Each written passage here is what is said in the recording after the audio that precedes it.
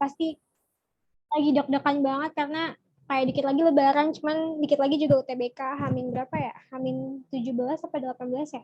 Pokoknya udah dikit lagi. Jadi aku harap semoga nanti apa yang aku sampaikan bisa beneran bisa ngasih ilmu tambahan ke kalian. Tapi sebenarnya kali hari ini kita mau jawab-jawab soal aja nih sama ngasih pembahasan. Karena kita bakal latihan soal UTBK.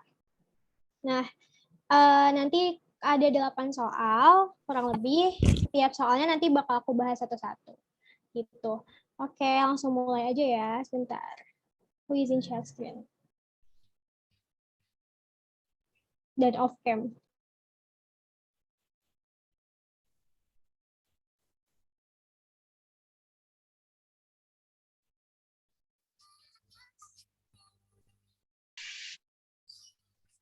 Apa udah kelihatan guys layarnya?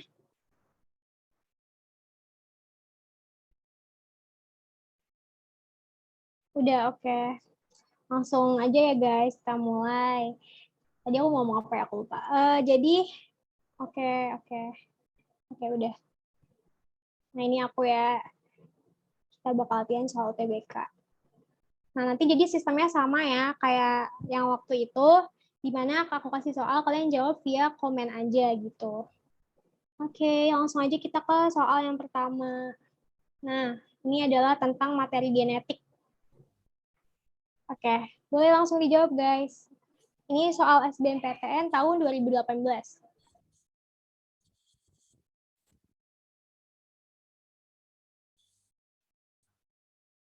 Iya, amin. Semoga kalian bionya pada lancar ya guys. Ya, udah pada jawab nih. C, C.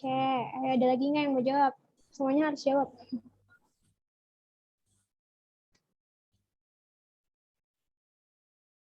C.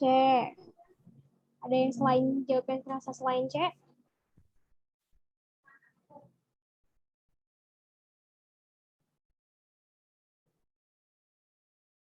C itu berapa sih? 2 dan 4.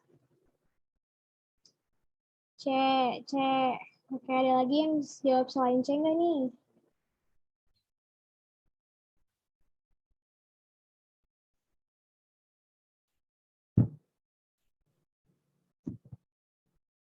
C.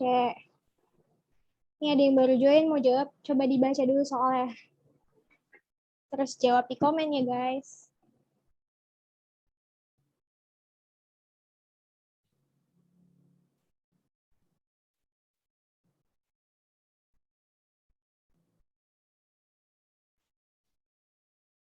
Oke, kayaknya udah nggak ada yang mau jawab lagi ya. Oke, ada jawab C semua nih, aku lihat di kolom chat. Nah, tapi ternyata sebenarnya jawabannya adalah, apa ya? Jawabannya itu D, guys. Ada yang merasa jawab D nggak nih? Mungkin dalam hati gitu ya, dia jawab D, berarti dia benar. Kenapa D? Jadi kan gini, apa namanya? Aku coba gambar dulu ya. DNA ya, inget nih, kata kuncinya tuh di DNA. DNA. DNA itu, nih, kenapa yang C itu udah salah? Karena ini urasil. Kalian ingat gak basa nitrogen DNA itu bukan urasil, tapi timin, ya kan? Bentar, basa nitrogennya. Basa nitrogen DNA itu ada ATGC. Adenin, timin, guanin, sama sitosin. Sitosin. Sitosinnya pakai S. Yang komen. Oh iya lupa kak ketukar. Itu RRA tuh kan pada ketukar kan, hati-hati nih guys nanti pas UTBK. Nggak apa-apa ketukarnya sekarang. Nanti pas UTBK pasti harus bener ya. Nah sekarang aku gambarin dulu nih apa namanya struktur DNA. Ini P. Ada yang tahu nggak nih P maksudnya apa? Coba jawab di komen. P. Assalamualaikum bukan ya? P. Ayo ada yang tahu nggak P apa? Fosfat, benar. Nah, terus ini basa nitrogennya. Kalau A itu adenin, ya kan? Terus, kalau adenin pasangannya sama timin. Ini udah sesuai pasangannya, guys. Adenin sama timin. Terus guanin sama sitosin. Terus abis itu nanti kan kita bisa gini ya, tarik lagi P-nya kan dia bakal terus kayak gini kan. Kayak rantai. Dia bikin lagi. Terus habis itu nih guanin. Guanin tadi pasangannya sitosin. Nah, kalau si adenin, bentar. Si adenin ini ikatan hidrogennya ya udah ikatan hidrogennya itu ada 2 guys. Nah, kalau yang guanin sitosin nomor 4 ada 3. 1, 2, 3 gitu. Nah, ada yang tahu nggak nih apa namanya segi 5 di tengah ini apa? Struktur apa ini? Jawab di komen guys. Yang tahu ini kan tadi fosfat ya, ini fosfat. Fosfat. Ini si adeninnya, timin, dan seterusnya. Ini banyak banget yang jawab. Gula pentosa, gula. Iya benar guys. Namanya gula ini ya. Kalau di DNA itu namanya gula deoksiribosa. Ini benar sih gula pentosa. Dia tuh atom C-nya ada 5. Makanya bentuknya segi 5. Jadi kayak ini kan segi 5 nih. Salah. Segi 5. Nah, setiap ininya tentu ada atom C. Ada atom C gitu. Oke. Nah, aku jelasin apa dulu ya. DNA-nya ini sendiri kayak kenapa deoksiribosa? Karena DNA itu kalau kalian mau tahu panjangannya, D-nya itu deoksiribosa. N-nya itu nukleat. A-nya itu asid gitu. Ya guys. Jadi jawabannya yang benar yang D. Ingat nih, guanin sama sitosin ikatan hidrogennya 3. Kalau yang 2 itu adenin sama timin. Kalau urasil itu salah, dia adanya di RNA. Gitu. Oke, aman gak nih guys nomor 1? Belum aku lanjut jelasin yang lain juga nih. Yang berkaitan sama nomor 1. Aman, oke aman. Lanjut ya. Bentar. Nah, sekarang kita main tebak-tebakan lagi nih jawab ya. Perbedaan DNA sama RNA. Seperti yang aku bilang, ini sifatnya review aja kita belajar hari ini, jadi kalian bisa jawab. Dari DNA, bentuknya dulu. DNA bentuknya gimana? Double helix, benar. Ini pintar-pintar banget, aduh, nyari warnanya. Warna apa ya? Putih. Double helix, ya, double helix. Terus kalau yang RNA,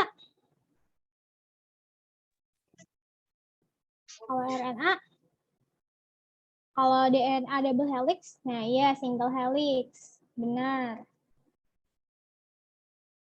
Nah, terus kalau si DNA ini ada lagi nih guys, rantainya itu dia tuh panjang. Rantainya panjang. Kalau RNA berarti kebalikannya aja, rantainya pendek. Gitu. Oke, lanjut fungsi DNA, fungsinya apa aja nih? Ada 2 fungsi. Ada 2 fungsi. Ada yang tahu fungsi DNA? Sebutin satu juga nggak apa-apa yang kalian tahu. Bener nih. Aduh, Hechan tuh mau masuk UI ya sekarang. Informasi genetik sama informasi genetik itu sama kayak gen ya guys. Dia menentukan gen gitu. Terus sama satu lagi dia juga berguna untuk sintesis protein. Itu ya guys. Ini 2 hal yang berbeda. Ini fungsi 1, ini fungsi 2. Kalau yang RNA, cuma ada 1, apa? Ya benar nih jerapah. SS juga benar. Kalau yang RNA guys, apa guys? RNA cuma ada 1. Sintesis protein. Iya benar. Jago banget. Keren. Letaknya DNA ada di mana letaknya?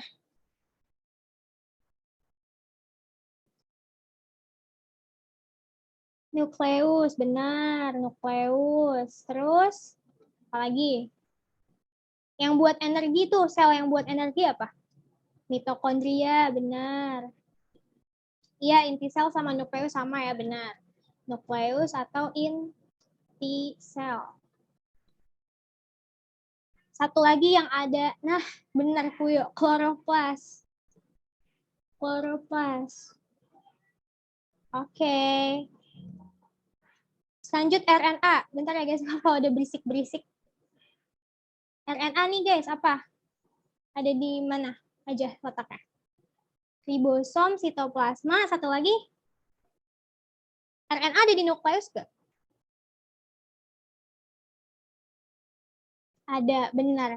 Ada ya guys, ada di nukleus. Ada di, apa tadi kalian sebutnya, ribosom. Sama ada di sitoplasma. Kalau yang di nukleus namanya RNA apa? Kan RNA ada banyak tuh jenisnya. Yang di nukleus namanya RNA apa?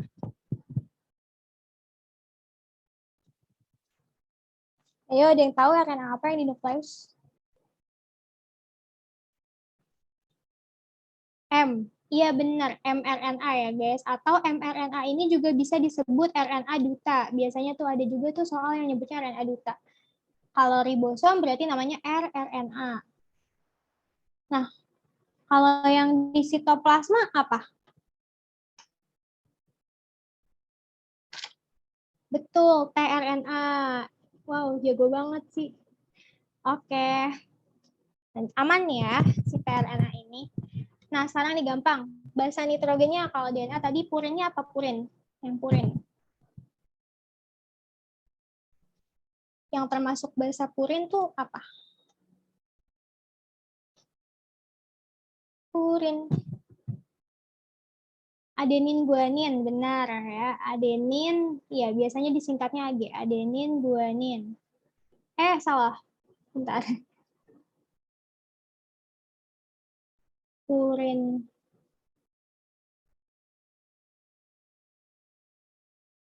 Adenin guanin. Kalau yang pirimidinnya berarti sitosin sama timin. Kalau purinnya RNA,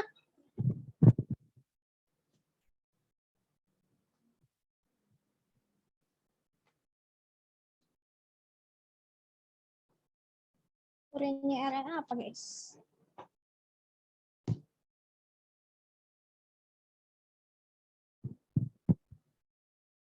Ayo apa? Beda-beda nih jawabannya. Sama ya guys, purinnya adenin guanin juga. Adenin guanin. Kalau pirimidinnya baru tuh ada yang beda, apa pirimidinnya? Wow, banyak banget ini yang jawab. Sitosin, urasil. Iya, iya, benar. Pinter-pinter banget ya.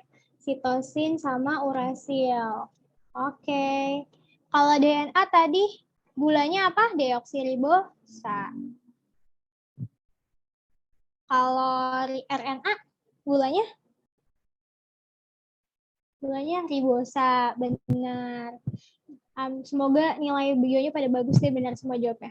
Oke, aman ya. Ini kita lanjut lagi. Nah, ini aku ngasih contoh aja sih. Maksudnya ngasih gambaran nih DNA tuh yang double helix berarti kayak, aduh maaf, belum ganti warna.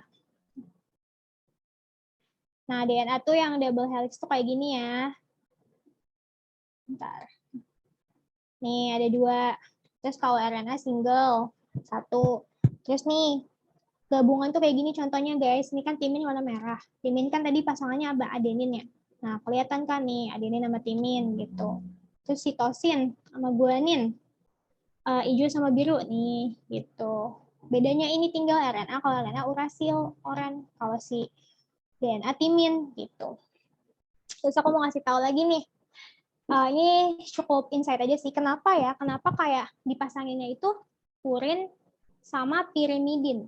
Ada yang tahu nggak? Kenapa nggak purin sama purin? Kenapa nggak pirimidin sama pirimidin? Iya boleh, mau SS.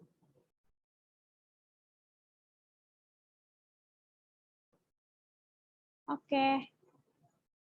Ada yang tahu nggak nih guys? Kenapa purin sama pirimidin dipasanginnya? Kenapa nggak purin sama purin? Tadi kan purin yang mana ini kan, guanin sama adenin ini purin. Kalau timin sama sitosin ini dia pirimidin.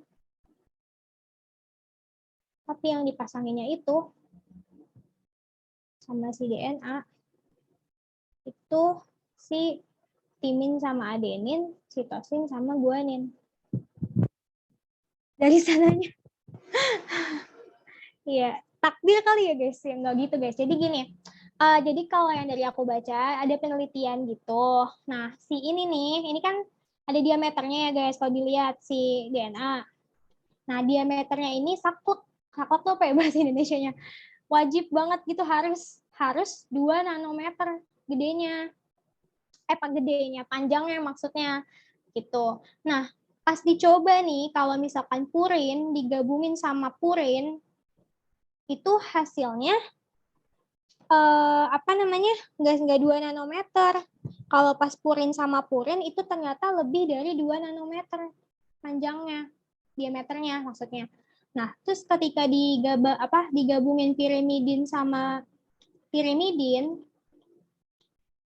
itu ternyata kurang dari 2 nanometer. Akhirnya dicoba deh tuh sama ilmuwan. Gimana ya kalau misalkan purin sama pirimidin yang digabungin? Benar, ternyata pas purin sama pirimidin 2 nanometer. Beneran sama dengan 2 nanometer gitu, kurang lebih yang dicari. Nah, jadinya ya udah pasangannya ternyata purin sama pirimidin gitu setelah dicari tahu. Gitu guys, alasannya. Bahasa mana tuh Kak? Oke. Nah, itu sekilas info aja sih, kayaknya nggak bakal ada yang nanya ya purin sama pirimidin, tapi kalau ditanya ya nanya apa ya tentang pirimidin, apa ya aku lupa namanya, Chargaff apa gitu ya ilmuannya aku lupa. Oke, lanjut ya. Nah, nomor 2 nih, kita beralih ke sel. Ayo dijawab silakan.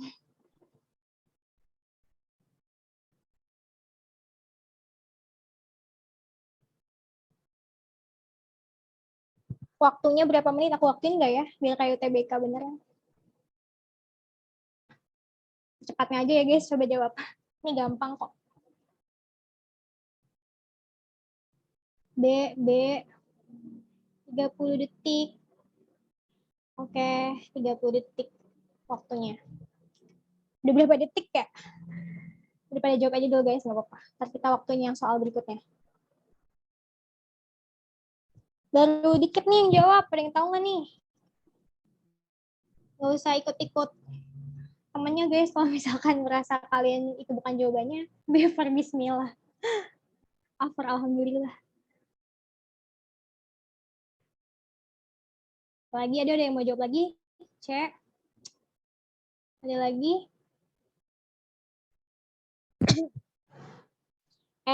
C, semoga bener. Oke, aku jawab aja ya. Oh ya, masih ada yang mau jawab ternyata. Siapin highlightnya dulu.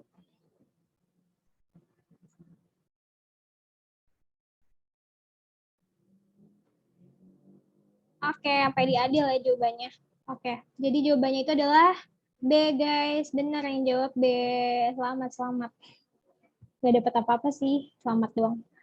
Nah, ada yang baru denger nggak nih sitoskeleton tuh apa?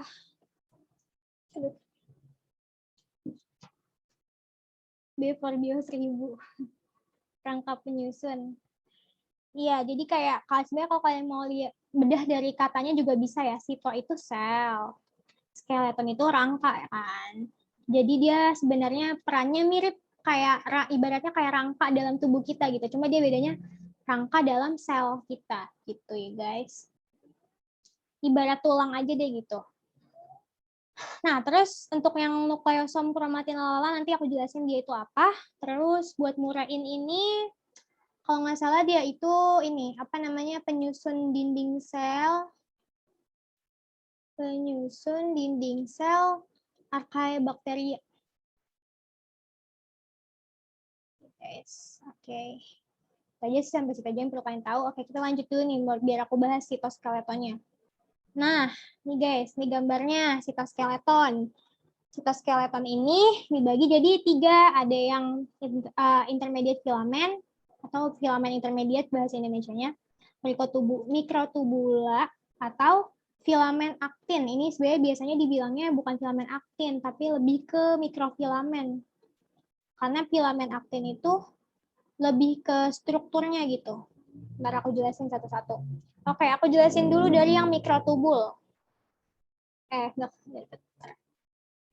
Sana. Satu ya, mikrotubul. Mikrotubul. Mikrotubul tuh yang ini ya, nih yang hijau nih, yang kedua. Nah, kalian bisa lihat kan itu bulatan-bulatannya besar. Jadi mikrotubul itu salah satu cirinya itu dia besar. Dia yang lebih, pokoknya dia yang paling besar dari yang si ini nih, dua ini, intermediate filamen sama yang satu lagi. Nah, terus habis itu dari namanya tubul, dia itu terdiri dari protein tubul namanya gitu. Terus habis itu dia ini ciri lainnya itu berongga. Berongga. Dan fungsi ini yang paling penting. Salah satu fungsinya itu adalah untuk mempertahankan bentuk sel. Mempertahankan bentuk sel. Nah, selain itu, dia itu juga berperan nih dalam pembentukan alat-alat gerak. Pembentukan apa aja tuh alat gerak? Ada silia, ya kan? Pasti kalian tahu kan silia yang bulu besar. Terus ada flagellata, flagella, sama ada benang spindle. Kalian ada yang tahu nggak nih benang spindle apa? Ini harusnya tahu sih. Ini terkenal banget. Benang spindle apa, guys? Benang spindle apa, guys? Ayo jawab. Buat pembelahan, kayak yang di pembelahan. Iya benar, yang di pembelahan. Yang kayak gimana ya gambarnya? Nggak bisa gambar gini, yang gini loh. Gimana ya? Nih yang benang-benang gini deh pokoknya pas pembelahan. Ya kan? Nah, ini yang benang-benang ini, itu terbuat dari, ternyata ya, terbuat dari mikrotubula. Gitu. Oke, lanjut yang kedua ya. Yang kedua itu filamen intermediate. Filamen intermediate. Nah, terus ini itu kalau tadi mikrotubul itu besar, salah satu cirinya filamen intermediate itu sedang bentuknya, apa besarnya tuh sedang gitu. Sedang. Nah, terus nama bahan penyusunnya, tadi kan kalau mikrotubul tuh protein tubul. Kalau si filamen intermediate, bahan penyusunnya itu pimentin namanya. Gitu. Terus, nah fungsinya ini, kalian bisa lihat kan intermediate filament tuh dia hampir ngisi seluruh selnya ya. Tuh yang ini kan yang coklat-coklat nih, beneran kayak apa? Kayak apa ya ini bentuknya? Kayak jaring, kayak ranting-ranting pohon dan dia beneran tersebar di seluruh selnya. Jadi dia fungsinya itu untuk penguat ya guys. Fungsinya sebagai penguat. Gitu. Penguat bentuk sel. Penguat sel maksudnya. Gitu. Lanjut ya, kita ke mikrofilamen nih yang terakhir. Mikrofilamen. Nih yang paling akhir. Nah, itu dia kalau misalkan tadi yang besar, sedang, berarti ini dia yang paling kecil. Kata kuncinya ada di kata filamen. Filamen itu artinya kalau nggak salah benang-benang gitu, guys. Jadi dia itu terdiri dari, terbuat bahan penyusunnya namanya itu filamen aktin gitu. Bahan penyusunnya filamen aktin. Itu. Dan fungsinya itu, kalau yang kecil ini, dia fungsinya itu untuk pergerakan sel. Gitu. Oke. Aman gak nih guys si cytoskeleton?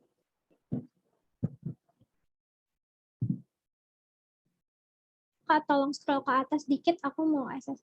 Oke. Scroll ke atas ini ya. Silakan di access guys. Tapi ntar ada kok reportnya sama PPT-nya dikasih. Oke, udah ya. Oke. Nah, selanjutnya nih, kan ada ini ya. Ada yang namanya nukleosom, kromatin, histon. Nah, kalian ada yang tahu nggak nih ini apa? ketiga ini tuh soalnya saling berkaitan. Ada yang tahu? Nukleosom, kromatin, histon itu apa? Bagian dari apa?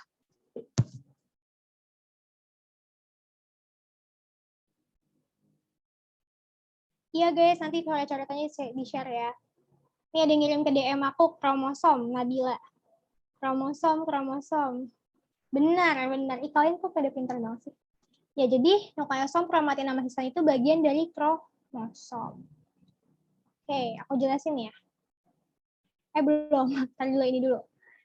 Ini sebenarnya aku kasih tabel buat gampang ngerti aja sih. Buat gampang ngebedain antara prokaryotik sama eukaryotik bedanya apa. Gitu guys. Kalau yang warna coklat ini berarti kayak baik prokaryotik maupun eukaryotik itu dia dua-duanya punya. Kalau yang hijau itu ada yang satu punya, ada yang satu enggak gitu. Aku nggak jelasin ini karena aku yakin kalian udah pada tahu sih semuanya pasti. Membran plasma yang mana, sitoplasma yang mana, ribosom yang mana. Ya, coba apa ya? Aku mau nanya apa? RE apa guys kepanjangannya? RE. Bintang retikulum endo. Iya benar ya. Betul. RE terbagi jadi dua. Ada RE apa aja? RE. Kasar halus. Iya benar. Kasar dan halus. Apa yang membedakan kasar dan halus? Kalau kasar kenapa? Kenapa dia dibilang kasar? Ada ribosom. Iya, ada ribosom. Ya Allah, pintar-pintar banget. Kalau halus berarti ya nggak ada gitu ya. Oke. Mesosom nih. Mesosom buat apa guys fungsinya? Kalau yang ikut kelas bakteri kemarin pasti tahu mesosom.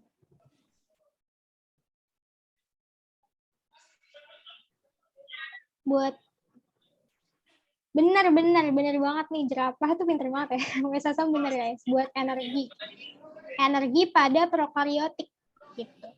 Kalau pada eukaryotik pakai apa energinya?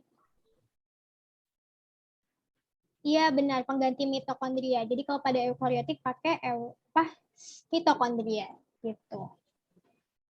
Oke, ini bisa dilanjut ya guys. Tentang ini udah pada paham kan ya?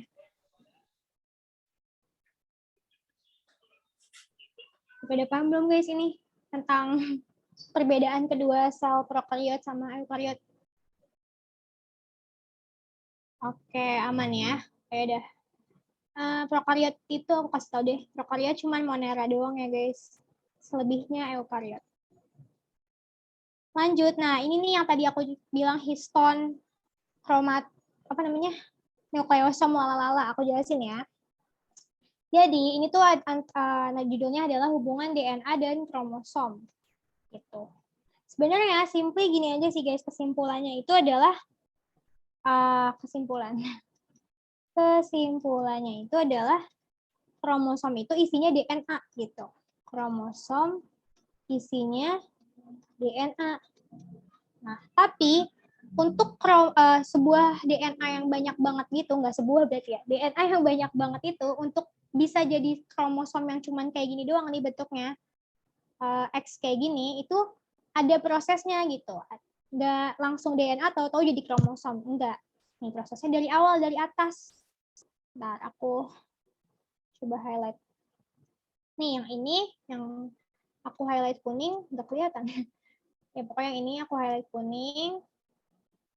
Ini itu adalah, bentar. Ini bahasa nitrogen kan guys. Ini DNA sih, ini DNA. Ya kan? Nah, DNA ini nanti bakal nih kalian lihat deh prosesnya, digulung-gulung sampai jadi kayak gini nih, yang bulat sampai dililitin ke bulat-bulatan ini. Bulat-bulatan kuning ini. Nah, bulat-bulatan kuning ini namanya protein histon. Tadi itu yang histon itu protein gitu. Yang ibaratnya apa ya? Mengemas DNA ini gitu. Sehingga DNA-nya nggak kepanjangan kayak gitu. Oke. Terus habis itu, nah udah dikemas pakai protein histon, dililit lagi sama struktur yang ini nih, yang kayak bunga-bunga ya, kalau di sini kayak bunga ya. Dililit lagi sampai lebih lebih padat lagi gitu. Namanya ini yang tadi nukleosom. Nah, si nukleosom ini belum juga guys, masih belum jadi kromosom nih. Nukleosom dililit lagi, beneran dipadetin lagi sampai kayak gini.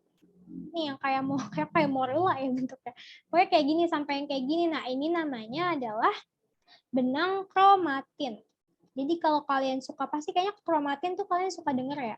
Jadi kromatin itu sebenarnya sama kromosom itu dibilang sama pun enggak ya, karena kromatin itu adalah bentuk sebelumnya kromosom gitu. Nah, alhasil jadi dia baru kalau misalkan udah jadi benang kromatin, nanti bakal dipadetin lagi hingga jadi kromosom yang bentuknya cuman kayak gini doang. Gitu. Jadi kromosom kalau ibaratnya kalau kalian mau ulang lagi dari kromosom nih, kalau kalian bongkar, isinya tuh bakal kayak gini, DNA. Gitu. Jadi urutannya apa tadi? DNA dia bakal diinin sama protein histon. Protein histon bakal dililit lagi jadi nukleosom. Nukleosom bakal dililit lagi sampai jadi benang kromatin. Nanti benang kromatin baru jadi kromosom. Gitu guys. Nah, ngomongin kromosom nih, kromosom itu kan dibagi jadi dua ya. Ada yang namanya autosom. Sama ada yang namanya genosom. Kalau autosom apa guys?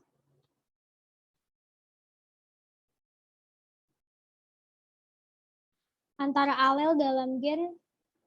Oke, antara alel dalam gen aku jelasin. Autosom tubuh, benar. Autosom itu yang tubuh ya, pembentuk sifat tubuh. Kalau genosom itu yang mana berarti? Yang kromosom, iya gamet atau seks. Benar ya, ini gamet hubungannya. Kalau pada manusia, kromosom nomor berapa aja yang autosom? Kromosom nomor berapa guys yang autosom?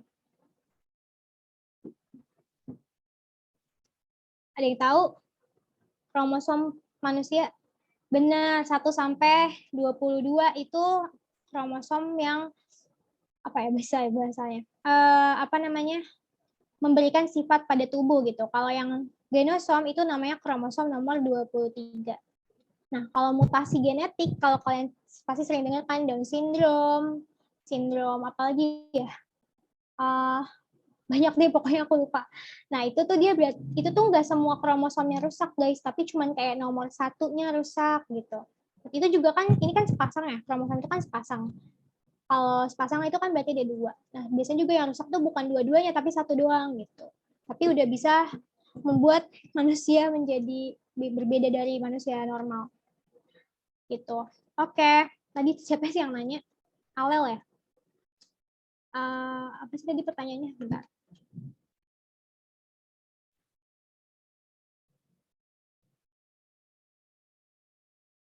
Tubuh kita keren banget, betul.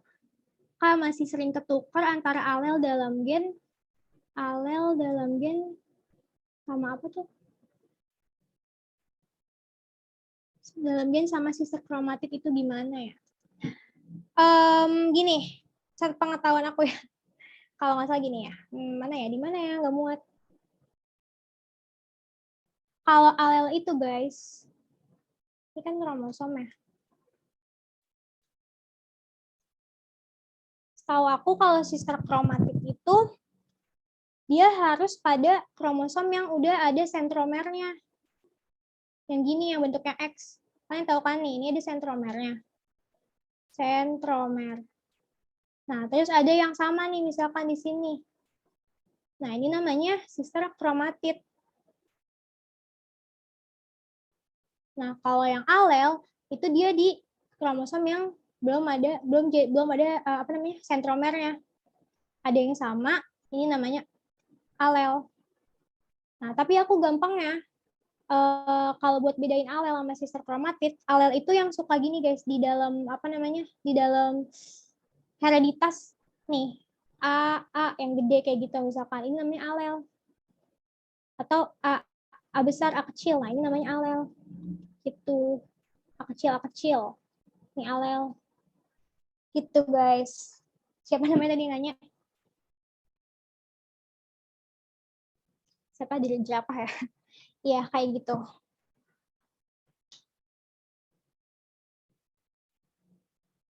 Oke, ntar aku coba cari lagi ya, bentar. Kayaknya aku nyatet deh.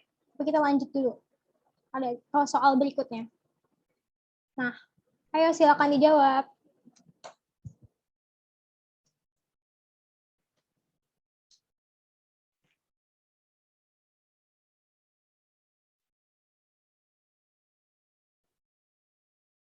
Silakan dijawab ya, guys.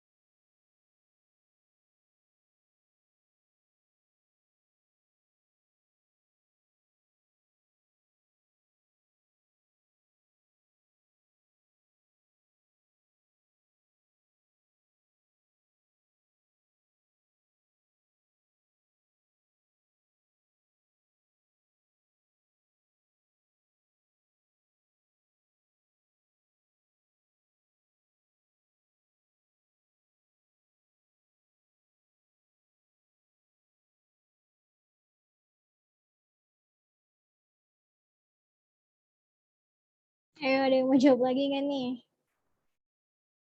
C, ada yang jawab C, ada yang jawab D.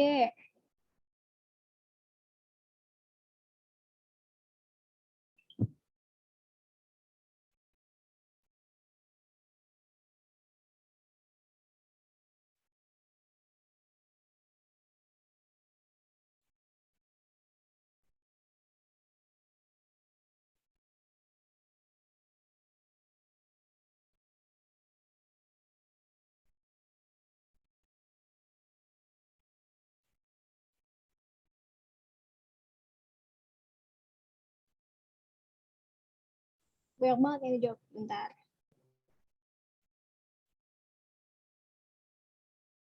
Kalian pada diskusi keren banget.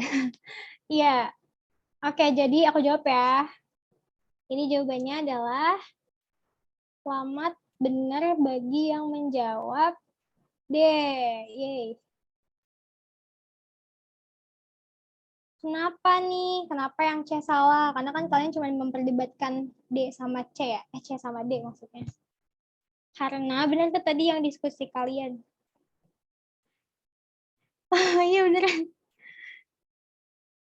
Salah satu tuh gini ya. Keberadaan lapisan peptidoglykan ini emang pengecoh banget sih guys. Aku pas jawab soalnya juga kayak bingung. Lapisan peptidoglykan itu dua-duanya punya guys. Dua-duanya baik yang gram positif maupun yang gram negatif. Dua-duanya tuh punya peptidoglykan. Jadi dia tuh nggak mendasari pengelompokan si gram positif sama gram negatif ini, bukan si peptidoglykannya, karena dua-duanya punya gitu. Karena kan kita juga udah sering dengar kalau dinding sel bakteri itu dari peptidoglykan kan. Nah, jadi dua-duanya kan mau bakteri gram positif ataupun negatif punya dinding sel dan dinding selnya dari peptidoglykan. Jadi ini salah gitu. Nah, yang benar adalah yang D, komposisi senyawa penyusun dinding sel. Emang kenapa sih? Emang senyawanya berbeda? Betul, senyawanya beda nih. Kita lihat ke bawah. Ini udah aku jelasin nih minggu kemarin pas aku ngajarin Monera. Nih, jadi yang ini gram negatif. Ini strukturnya ya guys. Yang ini gram positif. Nah, kalian bisa lihat dua-duanya punya peptidoglykan nih yang U, ya kan? Baik positif maupun negatif, dua-duanya punya peptidoglykan. Nah, ada satu struktur yang nggak dipunyain gram positif, yaitu ini, si hijau-hijau ini. Nah, ada yang tahu nggak nih hijau-hijau ini apa? Ada yang tahu? Hijau-hijaunya apa? LPS. Kenapa sih pelapang? Pohon pinus nggak sih itu hijau-hijau? Ya, tadi siapa yang jawab LPS ya? Benar, namanya adalah LPS. Tahu nggak nih kepanjangannya LPS apa? Laporan, bukan.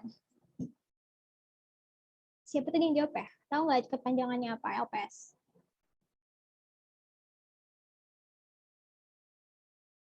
Oke, aku jawab aja ya.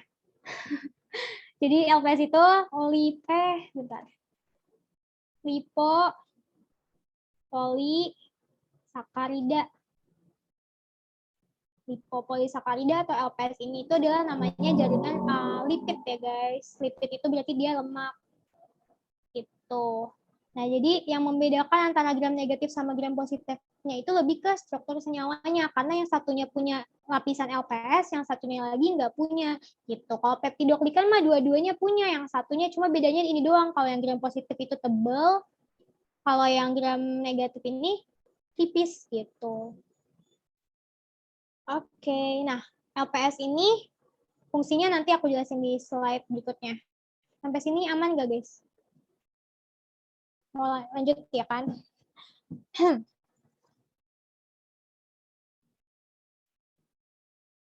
Aman, oke. Lanjut ya. Nah, ini tuh catatan aku. Nah, ini kayak proses pewarnaan gram. Jadi kan maksudnya gram positif sama gram negatif itu yang membedakannya itu pas di akhir kan. Alasannya karena ada lapisan senyawa. Cuma nanti kalau misalkan yang kelihatan sama mata kita itu perbedaannya di warnanya gitu. Setelah diwarnain ternyata ada kalau gram negatif itu merah, kalau gram positif itu ungu gitu. Bentar. Gram negatif itu merah. Gram positif itu ungu. Nah, prosesnya tuh kayak gini. Aku jelasin sedikit aja. Ini gampang sih dimengerti. Nih, jadi kalau kita mau percobaan gitu kan kita butuh reagen ya guys. Reagen itu reaksi yang dibutuhin. Nah, ada 4 ini nih namanya kristal violet. Kristal violet itu pemberi warna ungu. Terus ada iodin sama alkohol tambahannya, sama ada safranin. Safranin itu pemberi warna merah. Tuh. Nah, jadi kalau kita mau ngetes nih ada bakteri, bakterinya itu positif apa negatif ya dia. Caranya gini, step pertamanya ini step ya. Yaitu pertama ditetesi dulu kristal violet yang memberi warna ungu sama iodin gitu. Nah, kalau bakteri gram positif ketika ditetesi kristal violet sama iodin, warnanya itu terserap. Jadinya si bakteri tersebut warna ungu gitu. Kenapa dia terserap? Karena dia nggak punya lapisan LPS. Jadi warna ungunya bakal langsung terserap ke si peptidoglikannya ini gitu. Kelewat. Nah, habis itu kalau gram negatif pas dideteksi kristal violet sama iodin, warnanya nggak terserap. Kenapa? Tadi karena ada lapisan lemak si LPS itu. Gitu. Jadi ini dalam step pertama kita udah bisa nemuin kalau gram positif itu ungu sekarang warnanya. Kalau yang gram negatif step 1, bentar. Step 1. Kalau yang gram positif sama negatif itu sekarang positif udah ungu, kalau negatif masih belum, ya kan? Nah, sekarang step 2. Dicuci nih sama alkohol bakterinya. Kita lihat apa yang terjadi gitu kan. Nah, pada gram positif setelah dicuci sama alkohol, warnanya tetap ungu. Jadi itu kayak warnanya beneran emang udah keserap gitu guys. Jadi walaupun dicuci sama alkohol, dia bakal tetap ungu. Positif, ungu. Nah, negatif, setelah dicuci sama alkohol, dia nggak ungu, tapi lapisan lipidnya rusak. Jadi lapisan lipid itu nggak bisa kena alkohol. Karena dia kena disiram alkohol, jadi lipidnya rusak gitu. Nah, warna bakterinya jadi apa? Jadi transparan. Gitu. Jadi transparan. Nah, lanjut kita ke step ketiga. Step ketiga, dikasih warna merah yang safran ini. Reagen terakhir kan. Yang ini nomor 4. Nah, ternyata pas diberi pewarna safran ini yang merah ini, si gram positif ini tetap ungu. Warnanya tetap ungu. Dan jadi kayak, ibaratnya ini menurut aku warna merahnya tuh kalah sama warna ungu dari awal gitu. Jadi tetap ungu. Nah, terus sedangkan si bakteri yang gram negatif ini, karena tadi awalnya transparan ya, terus lapisan LPS-nya juga udah nggak ada yang ngehalangin lagi, ya akhirnya si transparan ini menyerap warna merah gitu, sehingga negatif warna merah gitu deh. Ini step by step kenapa gram positif itu warnanya ungu, negatif itu warnanya merah gitu guys. Dan di sini kita bisa ngambil kesimpulan kalau yang menjadi penentu merah sama ungunya itu ada atau enggaknya lapisan LPS gitu kan.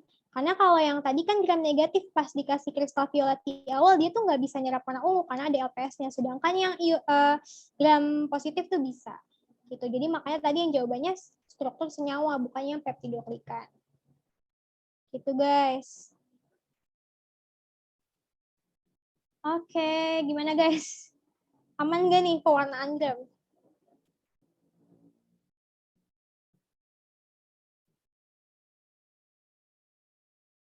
Aman banget, paham banget. Oke. Alhamdulillah. Oke, kita lanjut. Masih ada penjelasan nggak ya? Oke. Nah, aku nggak suka sih ini pelajaran darah-darah, tapi ayo dijawab, guys. Ini soal SBMPTN 2020. Tapi ini gampang banget sih.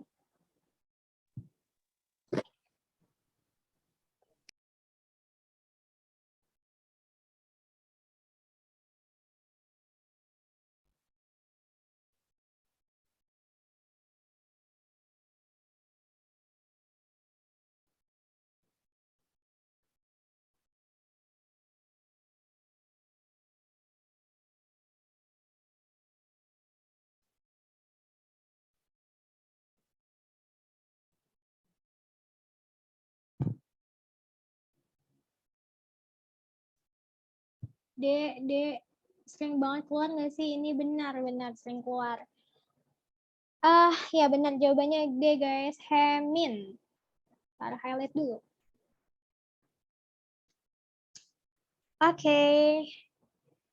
Aku jelasin, tapi di berikutnya aja. Pertanyaan apa sih? Kurang darah anemia, antara lain. Inti pertanyaannya mah sebenarnya cuma zat besi ada di mana doang sih ya. Ini cuma pengantar aja nih anemia. Oke, kita lanjut dulu nih. Nah, ini anatomi dari sel darah merah. Sel darah merah ada apa aja guys komposisinya, komponennya? Tadi kan hemin, satu lagi apa?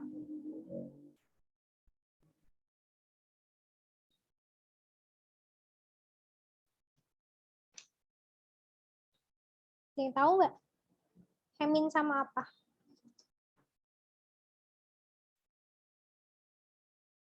Hemin sama globin guys. Hemin sama globin.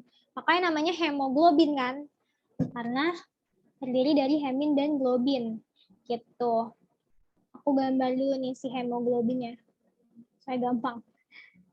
Gini, kita kayak pokoknya gini dia kerut-kerut gini. Itu terus ganti warna.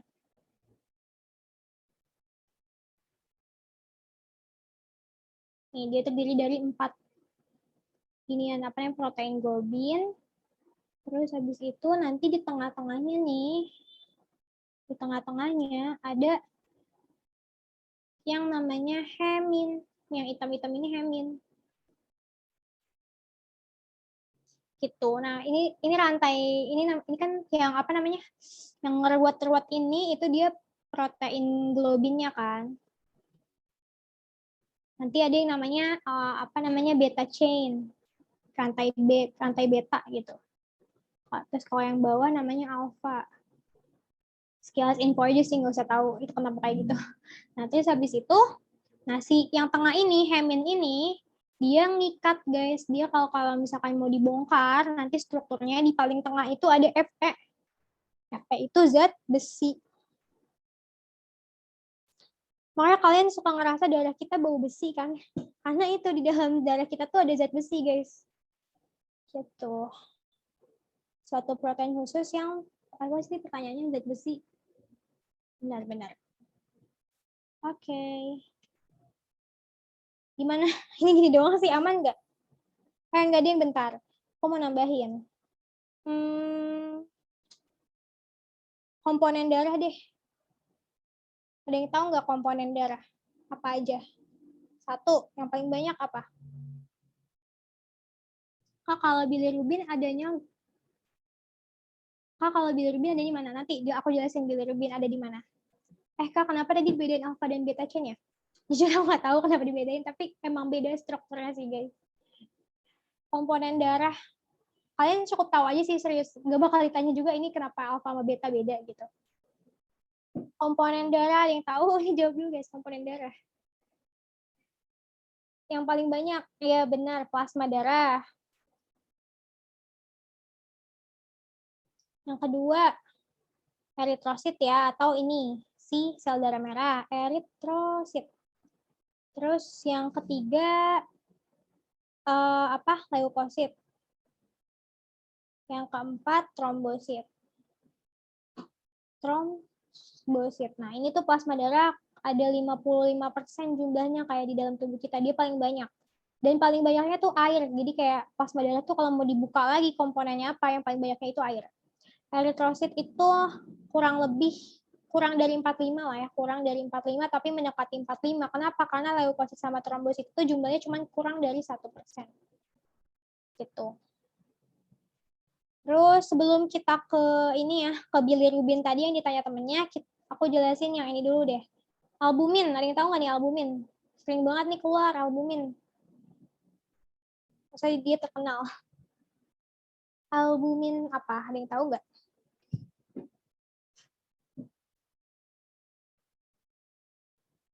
Albumin itu guys, nah, dia adalah protein. Aduh, siapa nih yang jawab? Protein, iya benar. Protein apa? Protein yang, kenapa sih jelek banget? Bentar. Apa sih?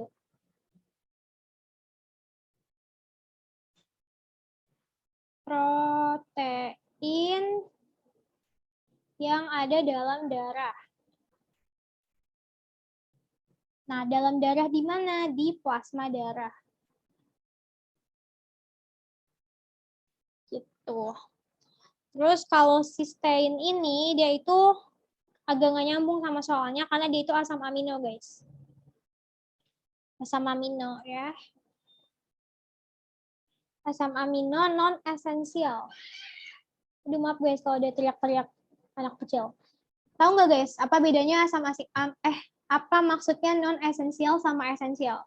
Ini kalau non-esensial apa, tahu nggak?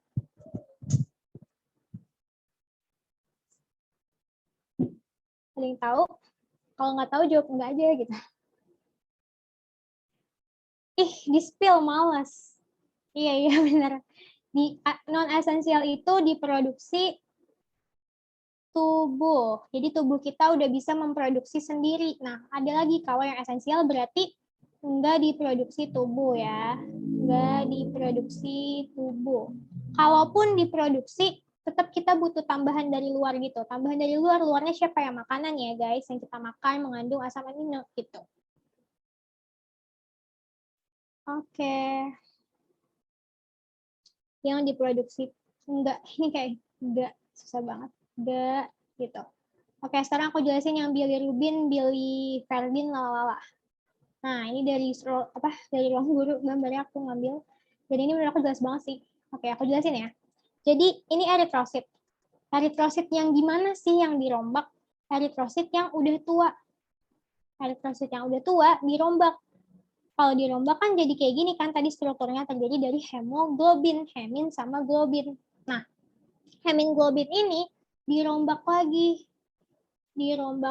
menjadi 3 unsur ini, yaitu hemin, zat besi, sama globin. Gitu. Nah, kita kesini dulu. Globin ini nanti digunakan dalam pembentukan hemoglobin baru. Berarti nanti globin gini.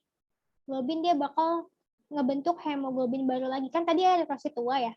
Eritrosit yang tua diganti lagi gitu sama eritrosit yang baru. Bikinnya dari apa? Dari globin gitu. Tapi bukan berarti eritrosit di tubuh kita itu hasil dari pembentukan globin yang ini doang ya guys. Enggak ya. Masih ada dari lain-lain. Terus zat besi ini nanti bakal disimpan di dalam hati. Terus ada lagi nih yang hemin. Heminnya lagi, si hemin ini nanti bakal dirombak. Jadi apa? Ada yang namanya bilirubin. Ada yang namanya bilirubin, ada yang namanya biliverdin. Gitu. Kita ke biliverdin dulu. Biliverdin ini nanti bakal disalurin ya ke kantong empedu. Udah ada tulisannya. Ntar dia bakal jadi pigmen empedu yang mewarnai si empedu itu. Nah, habis itu kalau yang bilirubin, dia bakal diubah jadi 2. Ada yang namanya urobilin, ada yang namanya sterkobilin. Kalau urobilin ini, dia bakal ngasih pigmen warna pada urin, pigmen warna urin. Makanya tuh di situ tulisannya urin.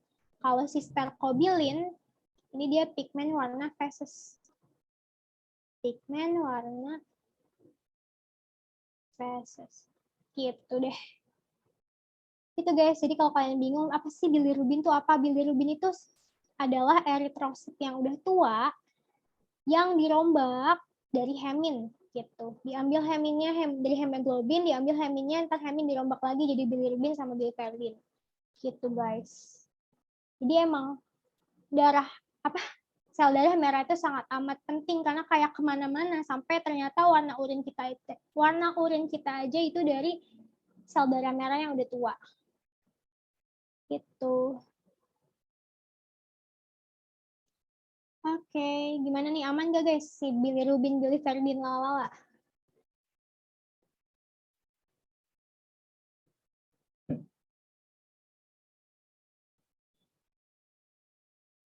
Aman, oke.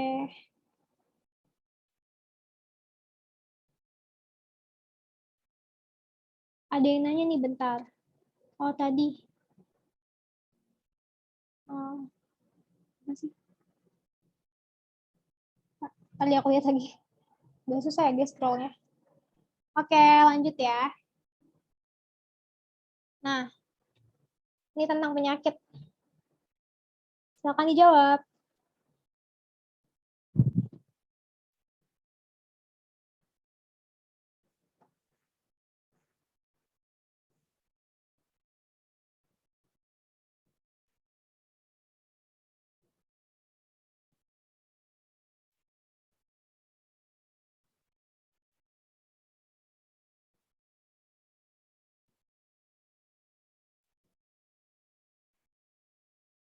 Ayo, ada yang tahu nggak nih? Kerusakan pada apa ditandai dengan tidak terbentuknya urin? Aduh, bentar. Kata kuncinya itu ada di tidak terbentuknya urin. Pas di ginjal tuh, organ yang menjadi penyaring pertama. Jadi itu mah ngasih tahu jawabannya. A atau E ya? A atau E ya? Ya. Jawabannya adalah E, guys. Glomerulus. Salah. Branding. Glomerulus. Glomerulus kan itu yang tadi aku kasih kata kunci. Dia organ pertama yang jadi filtrasi kan. Filtrasi terjadinya di glomerulus. Nah, urin apa? Kelainan pada sistem ekkresi yang ditandai dengan tidak terbentuknya urin ini biasanya disebut namanya anuria. An itu dari kata A tuh nggak ada gitu. Urin ya urin gitu. Urea. Gitu guys. Oke, apa nih? Iya, kalau kapsul albumin yang menampung filtrasi. Oke, nah aku nggak jelasin tentang filtrasi di sini karena kalau nggak salah minggu kemarin udah dijelasin sama nggak minggu kemarin juga sih. Kayak pokoknya udah pernah dijelasin sama Kak Delis. Dan itu lengkap banget sih. Nanti aku coba singgung dikit-dikit aja. Tapi sebelumnya aku mau singgung ini aja dulu. Gangguan pada sistem ekkresi yang menurut aku terkenal. Gitu. Mulai dari albuminuria. Tadi kata kuncinya kita udah belajar albumin itu apa. Berarti kalau albuminuria kira-kira apa? Ayo jawab guys.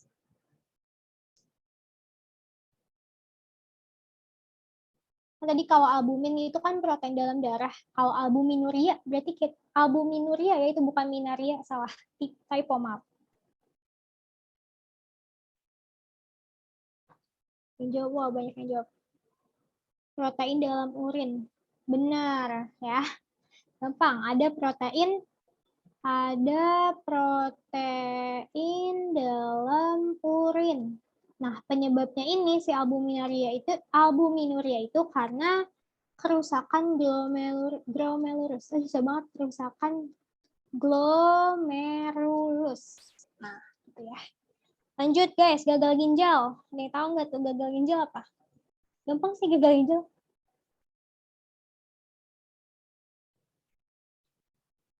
Gagal ginjal.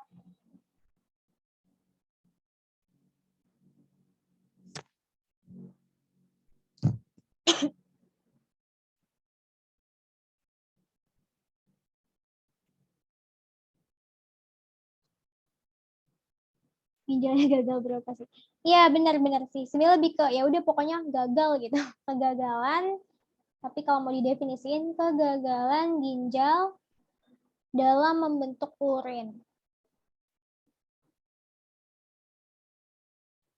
Nah, sebenarnya nih ya, kalau kalian mau cari tahu ya, gagal ginjal itu nanti ada gejala-gejalanya. Nah, salah satu gejalanya yang tadi di soal anuria.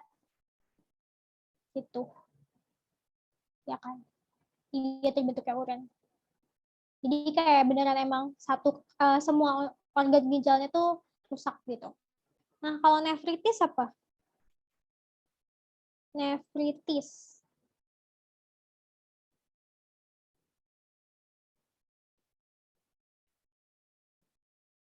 Iya benar, radang pada nefron. Radang pada nefron. Ya guys, benar ya. Nah, ini aku mau kasih tahu TIS itu guys, artinya tuh radang. Jadi kalau misalkan kalian pasti sering dengar gastritis. Nah, gastrit itu kan lambung, berarti TIS itu radang pada lambung gitu. Tuh, jadi kalau misalkan ada TIS-TIS-TISnya itu berarti radang. Nah, ini tuh akibat adanya bakteri Streptococcus, nama bakterinya Streptococcus sp. Gitu. Kalau diabetes ada 2. Ada diabetes apa aja? Mellitus insipidus, bener, keren banget. Mellitus pada mau jadi anak FK semua ya, insipidus. Kalau mellitus kenapa?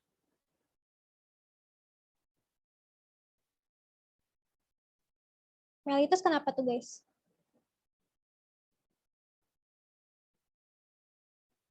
Iya benar. Faktornya karena kurang insulin. Akhirnya karena dia kurang insulin, dia jadi ada gula dalam urin biasanya tandanya. Gitu. Jelek banget. Nah, kalau insipidus, yang tahu insipidus apa?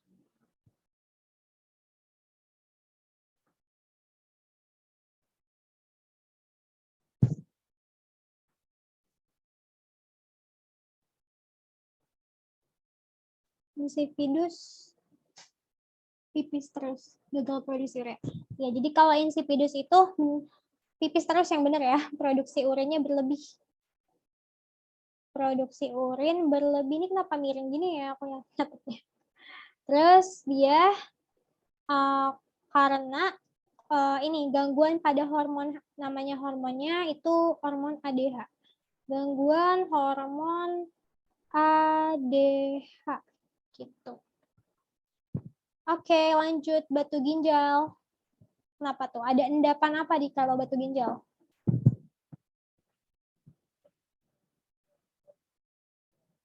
Keren banget nih Kak Caca, spesialis diabetes. Batu ginjal kenapa guys? Ada kuncinya, ada endapan, tapi endapan apa?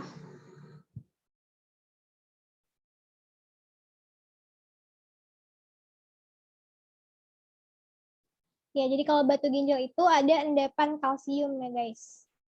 Endapan kristal, jadi kayak kalsiumnya tuh mengkristal gitu kayak batu.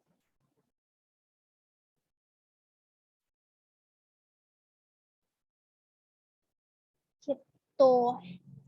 Oke. Kayaknya cukup ini aja sih kalau tentang ginjal. Aku perlu review proses pembentukan urin nggak ya? Kalian mau di-review nggak proses pembentukan urin? Tapi aku review dikit aja sih. Apa kita mau lanjut dulu? Ayo guys, jawab. Mau lanjut apa mau review? Bentar. Jam berapa sih? Oh, udah 4:30. Lanjut dulu aja. Oke, lanjut dulu. Udah pada ngerti ya urin mah. Nah, ini agak-agak nih. Nah, ini aku lupa. Gimana ya kalau jawab soal kayak gini opsinya? Dan pasti udah pada paham kan ya? Lupa aku kasih opsi. Kalau A, benar-benar alasannya sebab akibat gitu ya. Coba jawab guys, sambil aku catetin opsinya.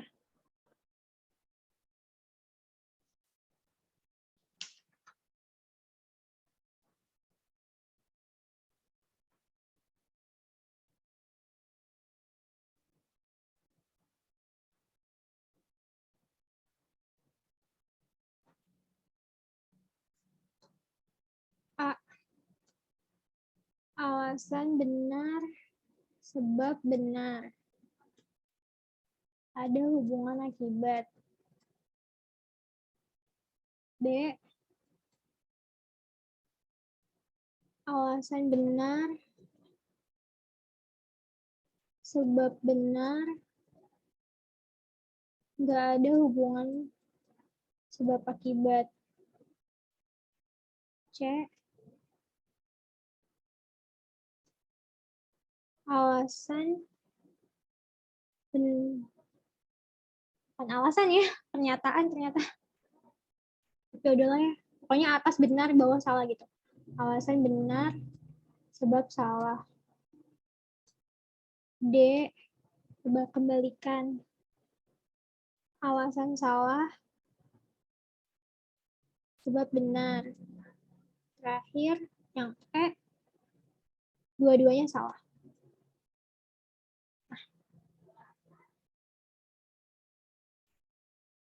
Baru 4 orang nih yang jawab.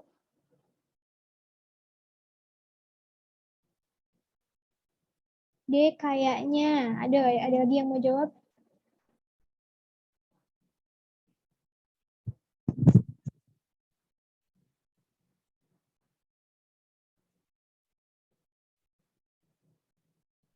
Nah, baca tapi lupa materi. Nggak apa-apa, tebak aja guys kalau lupa. Kan nanti kalian mau TBK nggak mungkin kalian kosongin kan. Pakai cocokologi aja, kalau nggak bisa ya udah bismillah gitu. Ini nggak kayak simak soalnya. Kalau simak kan boleh kosongin. Betul kan? D, ayo ada lagi yang mau jawab? D.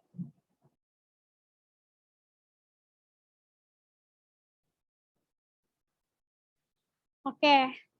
Jadi jawabannya adalah, bentar. Benar guys, D ya. Nggak bisa di highlight. Ya pokoknya jawabannya D. Ntar ya, ntar aku jelasin. Nah, oke. Nah, aku jelasin di mana ya? Di sini deh. Jadi kan ini intinya dia ngomongin tentang kadar glukosa, ya kan? Kadar glukosa di darah. Nah, jadi pertama-tama yang harus kalian tahu yang bakal kita bahas itu nanti ada yang namanya, tadi ya udah pasti kita bakal bahas glukosa. Kedua, kita bakal bahas ada yang namanya glukagon. Terus yang ketiga ada yang namanya glikogen. Ini jangan sampai ketuker nih, glukagon sama glikogen. Terus yang keempat nanti ada insulin. Gitu. Nah, ini semua, hal-hal ini itu bakal berhubungan sama ini gambar yang aku kasih, gambar yang aku insert. Ini adalah gambar, ada yang tahu ini gambar apa? D aja deh. Gambar apa guys ini? Benar, ini gambar pankreas. Nah, pankreas ini kalian bisa lihat kali itu kayak bulat-bulat gitu kan.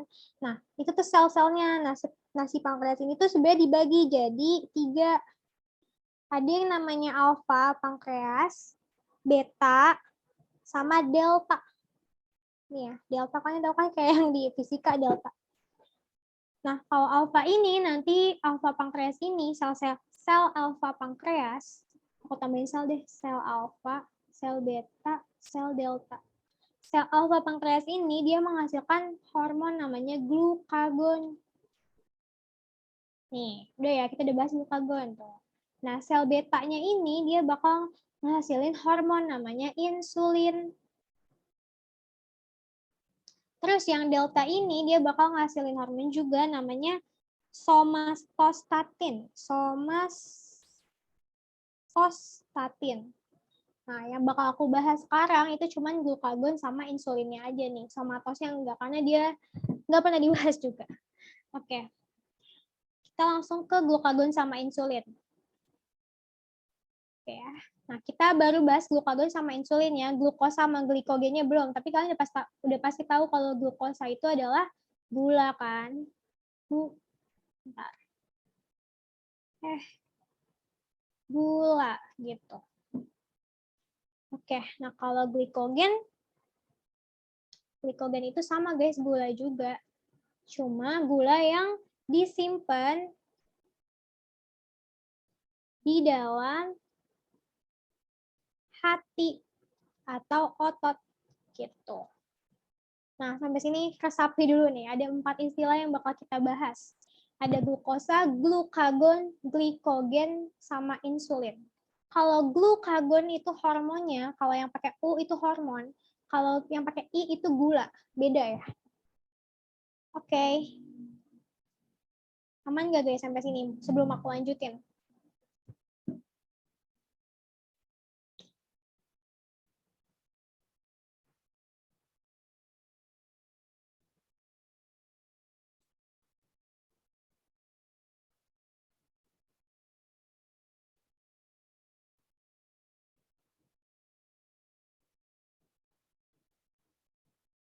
Wah, udah rame.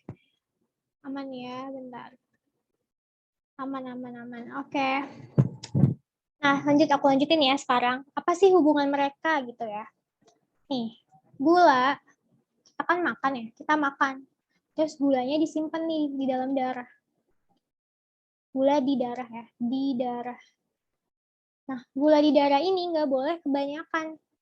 Kita harus gula yang, karena ya darah kita nggak butuh gula banyak-banyak gitu, jadi nggak boleh kebanyakan. Jadi kita harus ngubah gula yang di dalam darah atau mindahin gula yang di dalam darah biar dia jadi yang namanya tadi glikogen. Biar dia ada di dalam hati, di hati atau otot. Nah, ini namanya kalau udah glikogen itu dia gula yang aman gitu. Pokoknya gula tuh amannya tempatnya di mana ya, di glikogen gitu. Di hati sama otot. Dalam bentuk apa? Dalam bentuk glikogen, bukan di darah gitu. Nah, hormon yang membantu proses ini, aku ganti warna. Hormon yang membantu proses ini adalah hormon insulin. Gitu. Jadi, efeknya apa? Kalau misalkan kita kekurangan insulin, kalau insulinnya kurang, berarti kita kebanyakan gula di dalam darah, ya kan? Kebanyakan gula di dalam darah. Hasilnya apa? Yang tadi tuh diabetes. Diabetes itu gulanya udah bukan di dalam darah aja. Itu kan pembuluh darah kan sedikit ya. Maksudnya kayak kecil kan. Itu gulanya tuh bakal dialirin kemana-mana. Jadi dia bakal ada kelebihan gula di di urin dan lain-lain gitu.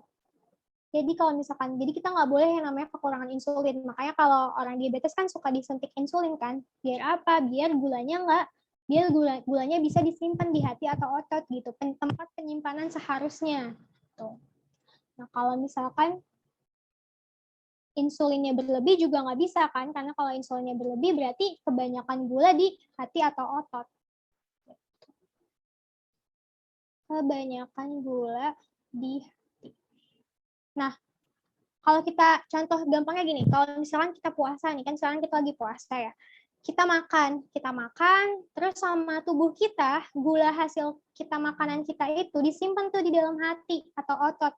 Nah, kita kan terus gak makan kan siang-siang, sore-sore kita nggak makan. Nah, pas kita lagi nggak makan, kenapa kita bisa kok kadang lagi puasa walaupun ya tetap haus atau mungkin tetap lapar, tapi tetap nggak selapar itu gitu, kita tetap kenyang, kita masih ada rasa kenyang gitu. Karena gula yang tadinya disimpan di glikogen ini di hati atau otot dibalikin lagi ke darah gitu, dibalikin lagi ke tubuh kita dijadiin energi gitu. Jadi kayak makanan kita tuh nyimpan gula di dalam hati atau otot. Nanti kalau misalkan ketika tubuh kita butuh energi, bakal disalurin ke seluruh tubuh kita. Gitu. Nah, itu insulin. Sekarang yang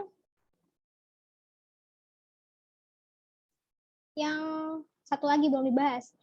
Kebalikannya aja, berarti kalau yang glukagon itu dia ngubah gula dari glikogen jadi gula di dalam darah. Gitu. Bentar.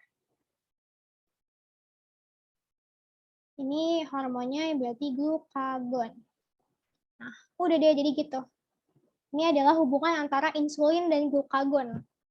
Kalau insulin itu dia naikin darah di dalam hati atau otot dalam bentuk glikogen, Kalau yang glukagon, dia memecah gula yang tadinya di hati atau otot, dia kembali lagi ke darah. Gitu. Nah, glukagon ini bakal ada ya, bakal sering kepake pas kita puasa, ini contohnya sekarang.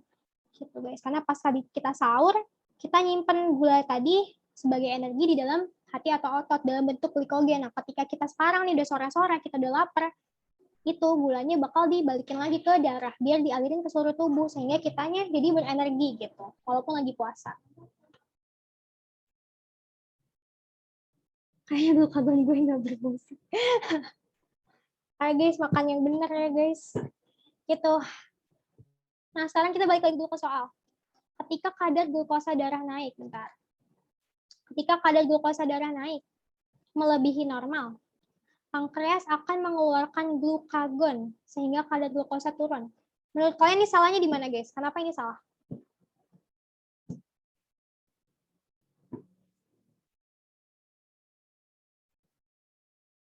Glukagon, benar. Salahnya di glukagon karena harusnya bukan glukagon tapi insulin gitu. Jadi yang mengeluarkan, yang membuat kadar glukosa turun dalam darah ya ini maksudnya. Dalam darah itu adalah si insulin gitu. Tapi kalau misalkan yang menaikkan kadar glukosa dalam darah itu glukagon. Nah, benar. Terus yang ke ini benar, karena glukagon mempercepat perpindahan glukosa ke dalam sel dan menyebabkan pengurangan simpanan glikogen. Benar ya, tadi kan definisinya gini. Oh, terus lagi. Glikogen itu bakal diurai jadi gula lagi. Sama apa? Sama glukagon. So, dia yang bakal membantu perpindahan glukosa yang tadinya dalam sel ini maksudnya pasti sel otot atau hati, ya kan? Dan menyebabkan pengurangan simpanan glikogen. Iya, dia berkurang karena glikogennya udah dipindahin lagi ke dalam darah, ya kan? Jadinya dia berkurang, gitu. Oke, gimana guys? Aman gak nih si glukagon, glikogen, insulin, dan glukosa?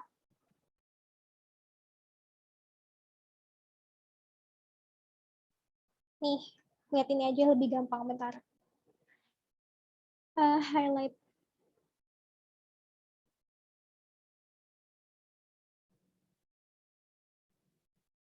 Aman, seru banget aman. Oke. Oke, lanjut. Nomor 7. Dibuangnya limbah organik.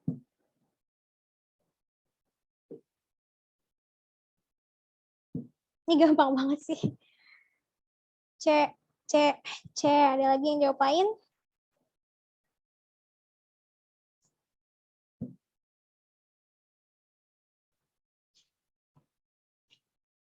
Cinta. Oke, benar ya guys. Jawabannya adalah eutrofikasi. Aku ngasih soal ini karena aku tahu kan sebenarnya bisa jawab. Cuma aku mau lebih jelasin aja kenapa bisa terjadi eutrofikasi gitu sih. Nih guys, ini contoh gambarnya ya. Ini kalau misalkan perairan yang tertutup sama alga. Eutrofikasi itu juga bisa disebut alga blooming. Pasti kalian juga pasti sering dengar. Gitu. Beneran kayak ketutup semua gitu. Si ininya, apa namanya? Si lautnya, si perairannya, permukaannya yang ketutup. Nah, kalian tahu nggak sih kenapa ini berbahaya? Coba jawab. Nah, tahu nggak kenapa ini berbahaya? Si eutrofikasi ini, padahal kayak kelihatannya bagus ya, kayak lautnya jadi warna-warni. Ini kenapa ya ini berbahaya? Mengurangi kadar oksigen. Ya kan, padahal lucu, jadi gradasi. Benar, ya kurang lebih udah pada benar. Oke, jadi benar ya, karena si ini itu dia bakal ngalangin sinar matahari yang pertama, tadi ada yang jawab. Terus yang kedua dia bakal berebutan oksigen sama ikan-ikan di dalamnya. Karena kan si alga ini butuh oksigen kan, ikannya juga butuh oksigen, ya mereka jadi berebutan. Nah karena si alganya kebanyakan, ya otomatis ikannya bisa aja kalah dong. Ya udah jadinya ikannya mati gitu. Dan kita nggak mungkin yang hijau itu alga. Iya, yang hijau itu alga. Yang merah juga ada, ini alga merah. Kalau nggak salah ini tuh di Florida.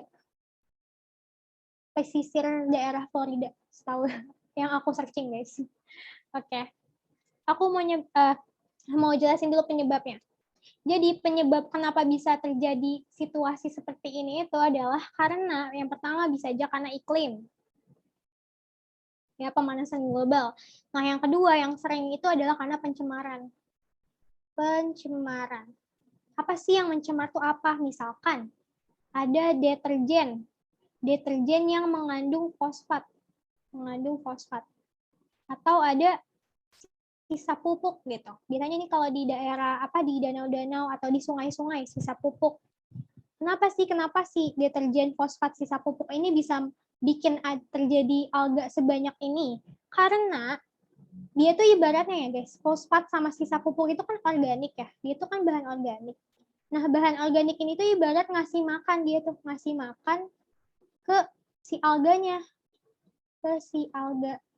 Alhasil ya udah alganya jadi banyak gitu. Nah, si iklim ini kenapa nih iklim bisa membuat si alga jadi banyak banget gini? Karena dia tuh meningkatkan metabolisme, semakin tinggi suhunya, metabolismenya alga jadi makin banyak, jadi makin tinggi gitu. Sehingga jadi makin banyak ini alganya. Di komen. Oke, gitu guys. Jadi dia meningkatkan metabolisme sama dia ngasih makan ke si alga sehingga alganya tuh jadi banyak kan. Nah, alganya jadi banyak, alganya tumbuh subur, akhirnya dia nutupin permukaan perairan kayak gini. Nah, hasilnya apa ya? Tadi yang seperti kalian bilang, dia jadi berebut oksigen,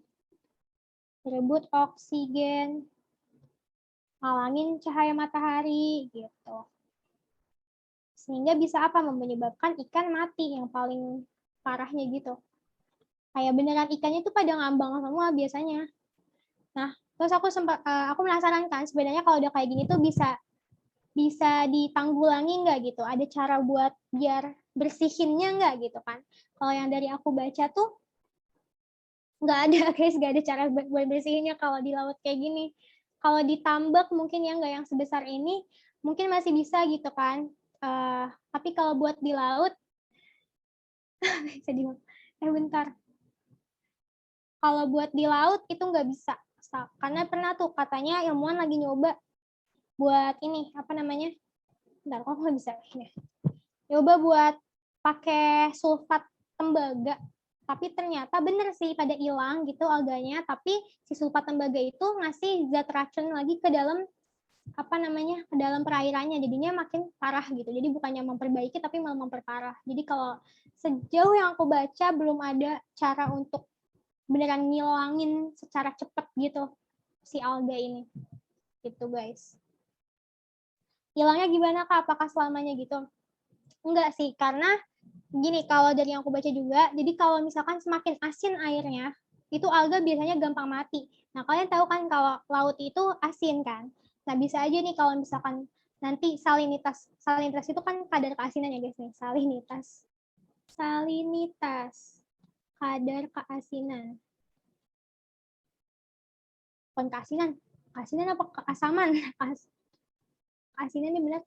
Nah, kalau misalkan salinitasnya makin tinggi, nanti bisa aja si alganya hilang, tapi nggak hilang yang secara cepat gitu, tapi perlahan gitu. Cuma kayaknya diserok berkala. Siapa yang mau nyerok laut ya? Sebanyak itu. Diserok berkala. Nggak tahu ya kalau diserok berkala bisa apa enggak, tapi siapa yang mau nyerok laut? Pemerintah. Ya mungkin bisa kali ya, aku nggak tahu. Tapi kalau misalkan mau pakai cara cepat juga belum bisa gitu. Udah payah banget ya. Tapi kayaknya kalau di Indonesia jarang ya kayak kita ngeliat kayak gini. Biasanya kayak gini bukan di laut tapi lebih ke di danau atau di kolam-kolam gitu nggak sih? Bisa juga tuh kayaknya kalian suka dimarahin nggak sih kalau ngasih makan ikan kebanyakan? Karena itu bisa bikin kayak gini guys, alganya pada numbuh. Karena kalau misalkan kebanyakan makasih makan ikan, nanti kan itu jadi makin banyak nutrisi di dalam airnya ya. Nah, nutrisi di airnya makin banyak, alganya jadi makin pengen numbuh gitu. Makanya jangan kasih makan ikan kebanyakan. Apa sih nggak jelas pelajarannya, udah pokoknya kayak gitu guys. Ini sekedar insight aja sih.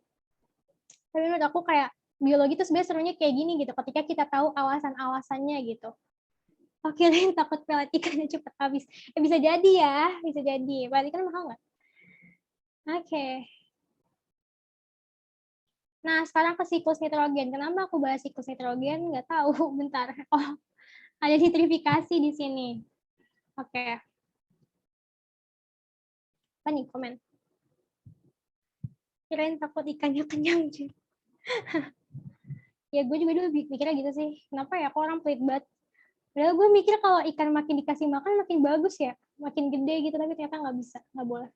Oke, di sini siklus nitrogen. Aku mau jelasin juga tuh tadi, karena di situ ada, di pilihan gandanya ada nitrifikasi.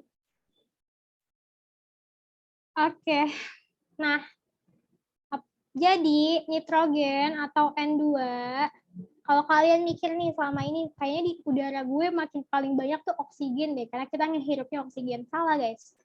Di udara kita, di dunia ini, di bumi ini, paling banyak itu kadar N2-nya, kadar nitrogennya. Gitu.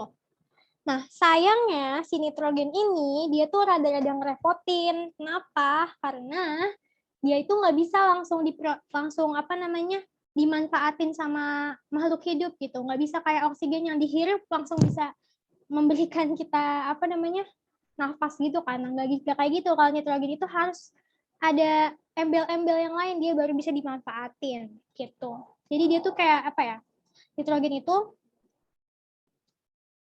kalau dalam kimianya ikatannya tuh kuat. Nah, kalau dia kuat sehingga butuh dipecah gitu ibaratnya. Dipecah biar apa? Biar ikatannya putus. Kalau ikatannya udah putus, baru deh dia bisa dimanfaatin, baru dia bermanfaat.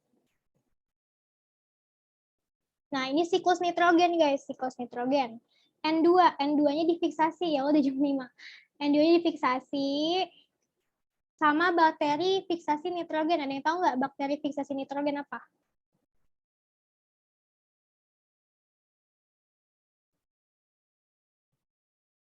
Rhizobium. Benar-benar, bakteri fiksasi nitrogen itu ada yang namanya rhizobium. Azotobakter. Gitu ya guys, contoh nama bakterinya. Terus, jadi kayak difiksasikan dari udara, difiksasi biar dia pindah ke tanah. Akhirnya, nah pas sampai tanah, dia mengalami proses kedua, step kedua namanya amonifikasi. Amonifikasi itu proses perubahan biar dia bisa jadi amonia. Nih, NH4 itu kan amonia. Biar si N2, jadi N2 biar bisa jadi amonia. Nama prosesnya itu amonifikasi. Gitu. Nah, kalian lihat nih, amonifikasi itu juga bisa lewat dekomposisi kan? Lewat dekomposisi itu ini. Dekomposisi itu penguraian zat apa sisa-sisa makhluk hidup yang udah nggak hidup, yang udah nggak hidup, dia bisa juga nih nanti hasilnya itu bakal jadi amonia. Gitu. Nah, nanti setelah dia udah jadi amonia, dia perlu diubah lagi jadi nitrit. Namanya nitritasi prosesnya. Gitu. Bakteri nitrit apa guys? Nitritasi. Ada yang tahu nggak?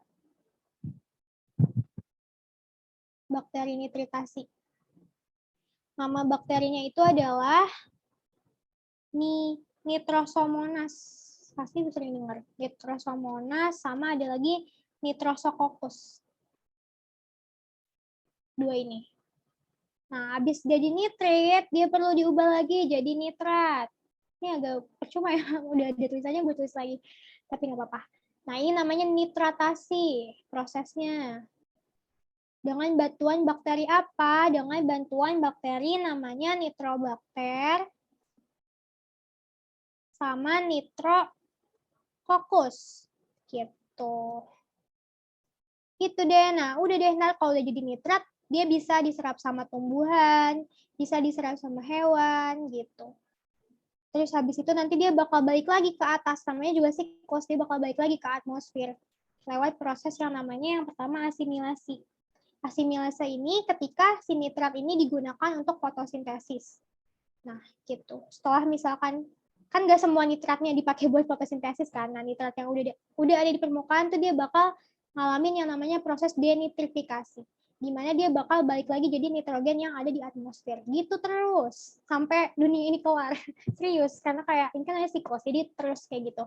N2 difiksasi, diubah-ubah jadi nitrat, habis jadi nitrat dibalikin lagi ke atas, ke atmosfer, dibalikin lagi ke tanah, ke atas lagi gitu. Itu terus. Gitu deh, gimana nih guys, siklus nitrogen. Jadi intinya ada berapa step tuh? Pertama fiksasi.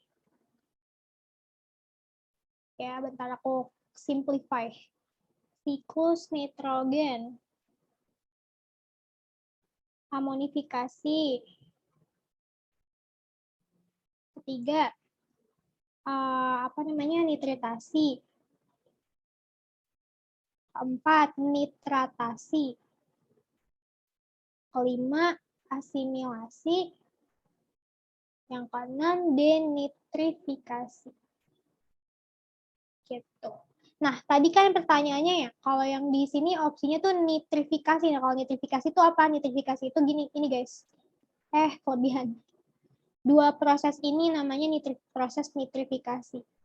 Jadi kalau misalkan ditanya, proses nitrifikasi terdiri dari apa? Terdiri dari proses nitritasi sama nitratasi. Ingat ya, jangan kebalik, bukan nitrat dulu baru nitrit, tapi nitrit dulu baru nitrat, I dulu baru A. Gitu. Oke, gimana guys? Aman nggak nih siklus nitrogen?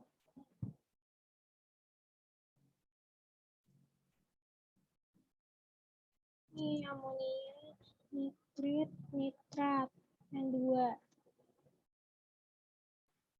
Itu bentar ya guys, aku highlight dulu biar nggak bingung. Ini amonifikasi itu prosesnya, yang biru prosesnya ya, yang kuning zatnya.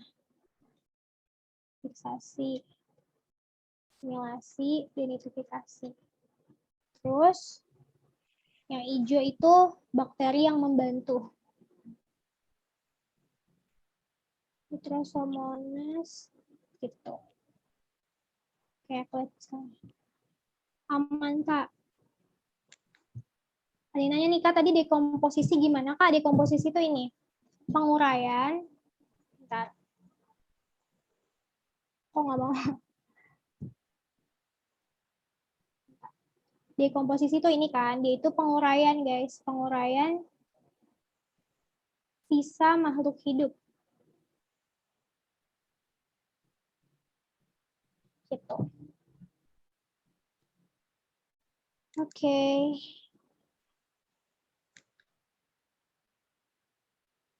Bentar ya.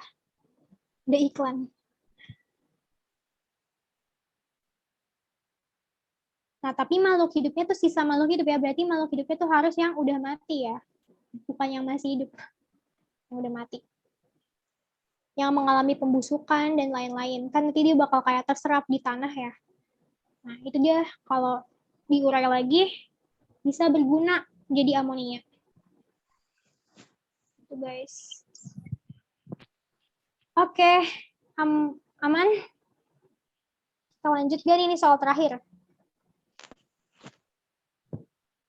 Di kuburan banyak. Iya bener, di kuburan banyak ya. Makanya kan fosil berguna. Oke, next. Ini soal terakhir guys tentang ekosistem. SBMPTN 2021 tahun kemarin. Aku inget banget, bener kok kayak gini soalnya.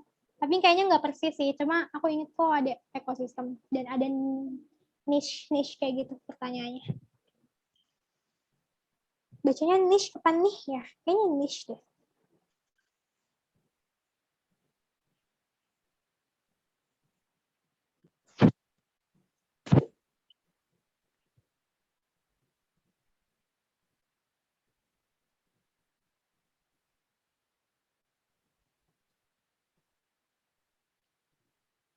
Gas, C aja.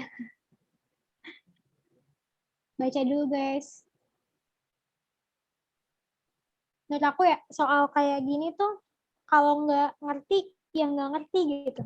Jadi kayaknya kalau misalkan kalian emang belum belajar apa sih nih ekosistem, kalau masih ada waktu buat review aja ya guys. Lumayan nih soalnya ekosistem kayaknya lagi sering keluar deh. CD.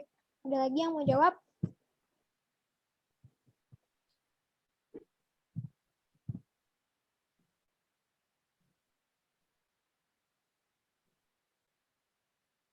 Ayo, ada lagi nggak nih? Bener, kadang simbiosis suka ditanya. Tuh kan beneran kayak random banget tiba-tiba. Inget banget aku waktu ditanya simbiosis antara ikan ini. Ikan apa namanya? Ikan badut atau ikan apa ya? Aneh banget kayak gak pernah belajar simbiosis atau ditanya. Iya, tapi ditanyanya sebenarnya tuh yang familiar. Cuma kadang tuh kan kita udah terlanjur lupa ya sama pelajaran yang gampang tapi familiar. Jadi kayak ditambah panik. Jadi ya udah, kadang suka buyar. Ada lagi nggak nih yang mau jawab? Baru 2 orang nih. Siapa tadi yang jawab ya? Benar, tapi jangan panik guys. Biasanya kalau udah TKA kan TPS dulu ya baru TKA. Biasanya kalau di TKA udah nggak panik sih, udah lebih ke ya udahlah gitu. Udah pasrah. Kayak kerjain aja lah gitu. Saya kayak itu 3 jam guys, nggak stop. 2 jam guys. Untungnya udah nggak puasa ya. Oh ya jangan lupa lebaran ya guys, dikit lagi, berapa hari lagi ya. Maksudnya kayak, iya nggak ada yang jawab nih, gue jadi ngomong mulu. Maksudnya kayak waktu lebarannya dipakai buat lebaran, jangan belajar pas lebaran. Karena habis lebaran belajar lagi ya nggak apa-apa. Dia nggak sih WKWK. Oke, aku jawab aja ya, keburu buka puasa nih, kita bukber. Dia for the book. Oke. Aduh, siapa tuh yang ketawa? Ntar ya guys. Makan opor jangan soal. Iya bener sumpah. Dulu aku berpikiran jatuh apa gue nggak usah lebaran ya, tapi kayaknya nggak mungkin ya, lebaran aja guys, istirahat aja kalau waktunya istirahat. Kalau waktunya mikir UTBK baru mikir lagi. Oke, jawabannya tadi ada yang C, ada yang D. Nah, jawabannya yang benar adalah C. Gitu. Terus aku ingin satu-satu ya. Sebelumnya ekosistem. Sainian, apa namanya? Lupa. Satuan makhluk hidup. Ayo urutin dari yang paling kecil, dari yang paling rendah sampai tinggi. Ingat gak nih satuan makhluk hidup?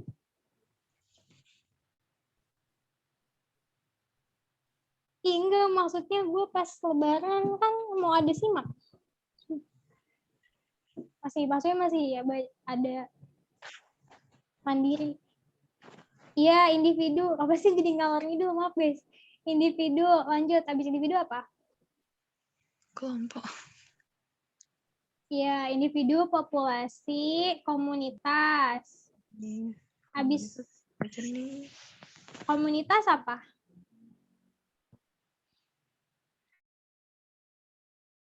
Ayo, habis komunitas apa? Partai, nggak ada yang bohong. Habis komunitas itu ekosistem, guys. Habis ekosistem masih ada loh. Apa habis ekosistem? Yang tahu nggak? Ada yang tahu, ada yang tahu, ada yang tahu. Di ekosistem itu bioma. Habis bioma, biosfer. Ini rada-rada ketahuan ya, belum pada belajar. Udah pada belajar ekosistem belum? Ini soalnya kayak kalau nggak salah tuh kalau aku kan belajar di Zenius ya. Di Zenius itu ini materi paling terakhir juga, jadi kadang memang suka dilupain. Tapi ternyata sering keluar. Jadi review ya guys abis ini. Nah, individu itu berarti kan kita satu orang. Populasi itu kumpulan orang apa? Kumpulan individu-individu berarti yang sama. Kumpulan individu-individu. Jadi misalkan kayak populasi apa ya? Populasi sapi gitu misalkan, ya udah berarti di dalam satu tempat itu ya ada sapi doang gitu. Kalau komunitas itu kumpulan populasi. Gampang banget sih sebenarnya, kayak tinggal gitu-gitu doang. Kalau ekosistem itu yang meliputi biotik sama abiotik. Nah, kalau bioma apa? Bedanya bioma sama biosfer apa? Kalau biosfer itu kan keseluruhan satu bumi ya, seluruh bumi. Kalau yang bioma apa? Ini tahu nggak?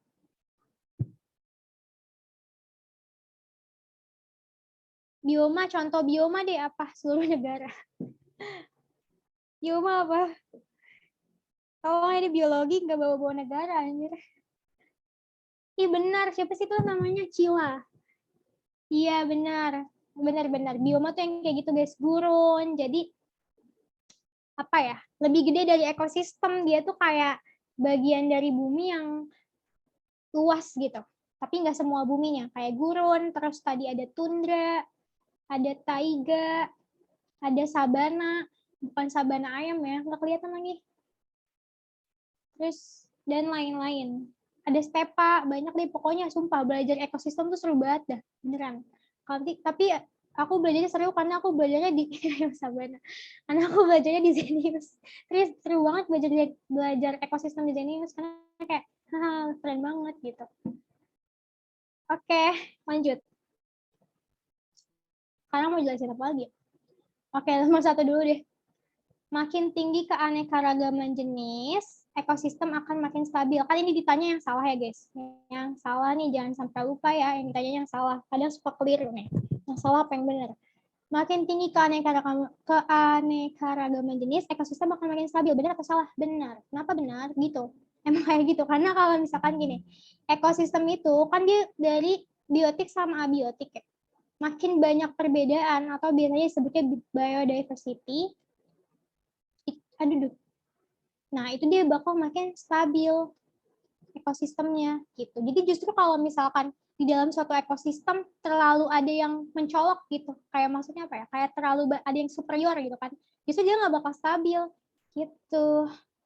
Kayak apa ya contohnya? Kayak kelas aja kita kalau misalkan kalian di kelas nih, terus ada anak yang terlalu superior atau anak yang terlalu pinter banget yang mencolok banget kan jadinya nggak stabil ya. Kayak jadinya kelasnya tuh kayak tidak rukun karena ada yang superior ada yang enggak gitu. Jadi makin beragam itu makin baik gitu kalau dalam ekosistem. Terus yang B, ekosistem tersusun dari berbagai komunitas yang dibentuk oleh berbagai jenis organisme. Ini benar. Kalian lihat aja nih dari apa urutannya. Sebelum ekosistem itu ada komunitas. Ya udah berarti kalau ekosistem itu adalah kumpulan komunitas gitu. Ya kan? Kumpulan komunitas. Jadi sebenarnya tinggal ya udah kayak ditambahin kumpulan aja. Populasi berarti kumpulan individu, komunitas berarti kumpulan populasi, bioma berarti gabungan ekosistem gitu. Biosfer berarti gabungan bioma gitu. Oke. Terus ekosistem tersusun dari berbagai individu sejenis. Kenapa salah? Salah karena yang benar yang B. Ekosistem itu terdiri dari berbagai komunitas gitu, bukan terdiri dari berbagai individu. Yang terdiri dari berbagai individu itu adalah populasi, bukan ekosistem. Populasi gitu. Sampai sini merasa aku kecepatan nggak guys jelasin ekosistem? Apa aman? Kita lanjut ke D sama E.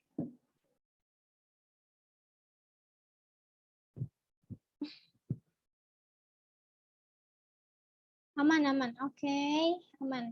Kita lanjut ke D. Sebelum aku jelasin D, karena ini rada-rada agak sulit, jadi aku jelasin yang E dulu. Antar komunitas terhubung oleh aliran energi. Ini benar ya guys nih. Ini untuk gambarnya. Kalian tahu ini apa? Ini apa guys namanya? Gambar. Ini apa namanya? Dari SD nih dipelajarin. Rantai makanan. Piramida sih lebih tepatnya ya, karena ini bentuknya piramida, tapi intinya ini rantai makanan juga bisa. Di paling SD. Nah, oke. Nah, jadi gini. Tadi apa sih optionnya? Antar komunitas terhubung oleh aliran energi. Benar. Kenapa? Karena gini. Nih, kalian bisa lihat kan ini ada unit energi gitu. Jadi, nih, misalkan ada si tumbuhan kan, ini yang paling bawah nih produsen kan. Produsen sebagai tumbuhan. Nah, tumbuhan ini dia misalkan nyimpan energi 1000. Nanti dia tuh energinya bakal mengalir. Si tumbuhan ini misalkan nih dimakan sama kelinci. Nah, pas udah sampai kelinci, energinya tuh makin berkurang. Jadi tinggal sisa 10 gitu. Nanti pas udah makin ke atas, energinya makin berkurang lagi. Sampai atas banget itu makin kurang energinya. Gitu. Kenapa? Karena udah dimakan-makanin sama si konsumen-konsumen sebelumnya. Bukan udah dimakan-makanin, udah digunain. Kayak misalkan gini, misalkan ibaratnya energi apa ya, bensin gitu. Misalkan bensin di dalam tumbuhan ini, misalkan ya bensin itu sama dengan energi gitu misalkan. Nah, bensin di dalam energi ini full tank gitu kan. Nah, terus dipakai kan pasti bensinnya sama si tumbuhan. Misalkan dipakai 10% sama si tumbuhan. Pas udah tumbuhannya dimakan sama konsumen yang pertama, berarti kan udah nggak full tank lagi bensinnya, udah sisa tinggal 90% aja karena tadi 10%-nya udah dipakai. Gitu. Jadi kayak simplinya tuh kayak gitu. Kenapa kayak makin ke atas piramidanya, kenapa energinya tuh makin dikit? Karena si udah dipakai gitu sama dirinya dia sendiri sebelum dimakan sama organisme lain gitu. Iya, benar biomasa. Ini juga bisa dibilang biomasa. Jadi pokoknya biomasa makin ke atas itu makin dikit. Gitu guys. Tapi pas paling bawah dia yang paling banyak.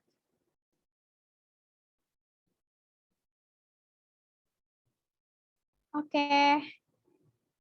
Aman ya guys, ini aliran energi ngerti kan? Makanya dibilang aliran energi. Iya, tiap tingkat. Benar. Aliran energi itu kenapa dibilang aliran energi ya? Karena dia mengalir, energinya itu terus mengalir. Oke. Aman guys. Yang jawab nih, bentar. Aman. Oke, kita lanjut yang terakhir ya.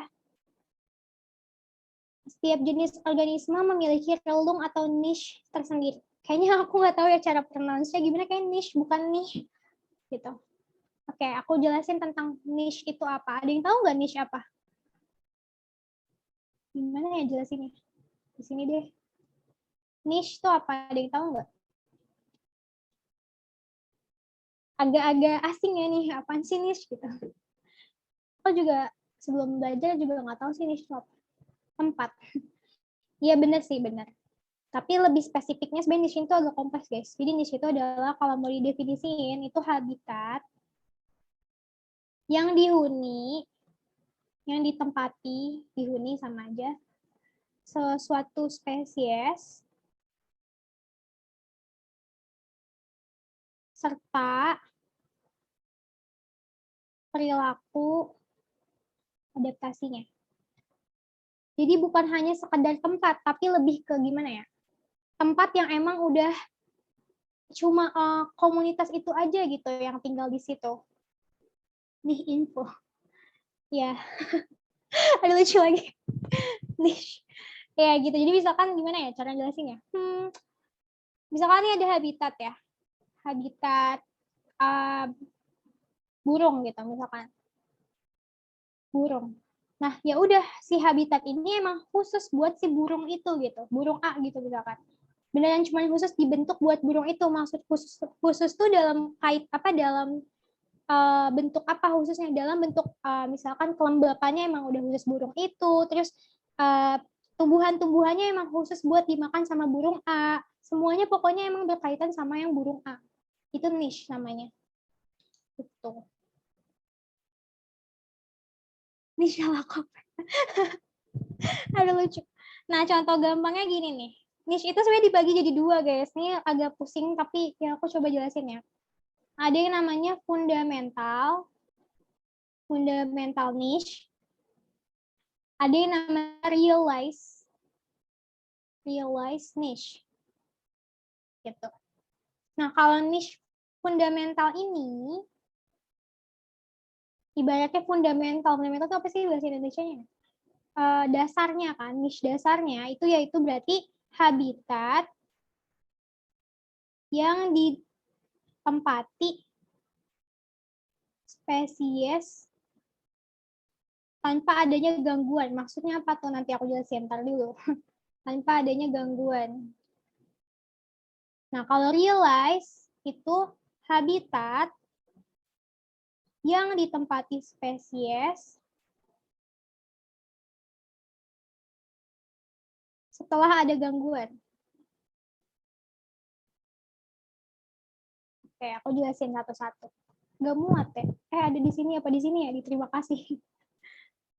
Di sini deh. Tadi kan fundamental agak lucu ya, diterima kasih sampai gue coret-coret juga. Fundamental itu yang ibaratnya nggak ada gangguan ya, nggak gengges, nggak ada gangguan. Habitat asli gitu yang nggak ada gangguan. Kalau yang realize tadi ada gangguan. Maksudnya apa? Misalkan gini. Ini ada satu habitat nih. Nah, di dalam habitat ini itu awalnya ya, habitat ini tuh milik singa gitu misalkan. Ini habitat singa. Agak lama. Ya pokoknya ini misalkan habitat singa. Ini full yang hijau tuh habitat singa. Nah, terus namanya juga kehidupan ya pasti berubah gitu. Nggak selamanya jadi habitat singa.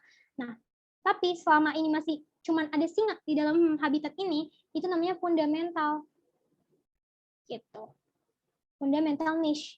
Nah, tapi kalau misalkan ya suatu hari nih, si habitatnya singa ini diganggu, ibaratnya digusur gitu. Bukan digusur sih. Misalkan datang hewan karnivora lain. Siapa ya lawannya singa tuh siapa ya? Siapa sih lawannya singa? Lawannya singa macan ya. Macan deh, ya udah macan aja. Misalkan nih ya, ini kan singa ya. Awalnya dia masih full di situ, hidup damai, tentram gitu. Tiba-tiba datang nih macan gitu. Ngeganggu dong, ngeganggu hidupnya singa karena kan mereka sama-sama karnivora. Mereka sama-sama karnivora dan mereka berebut lah, ibaratnya berebut makanan. Hasilnya habitatnya singa nanti sisa, misalkan sisa segini doang, sisa setengah. Nah, setengahnya lagi diisi sama si tadi apa aku bilangnya macan yang baru datang itu gitu. Nah, kalau udah kayak gini namanya habitat singanya itu realize niche bukan yang fundamental gitu. Aman nggak guys? Ngerti nggak?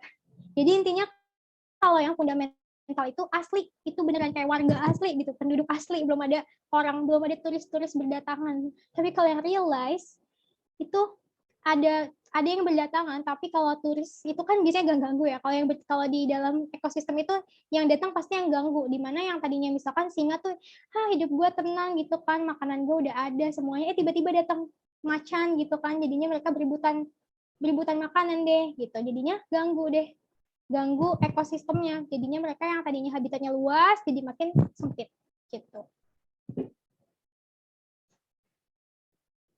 Sama pendatang. Iya benar-benar.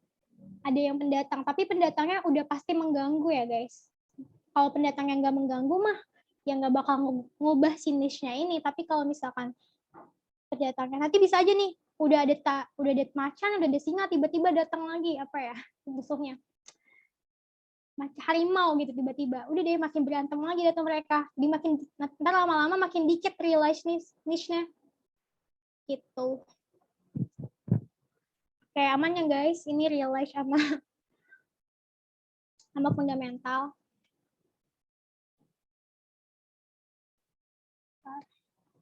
Jadi intinya ini benar karena setiap jenis organisme pasti pada awalnya, pada hakikatnya itu punya relung atau habitatnya sendiri-sendiri gitu. Tapi dalam kenyataannya sekarang udah pasti udah banyak pendatang baru gitu kan, udah banyak warga-warga lain sehingga relungnya udah berubah.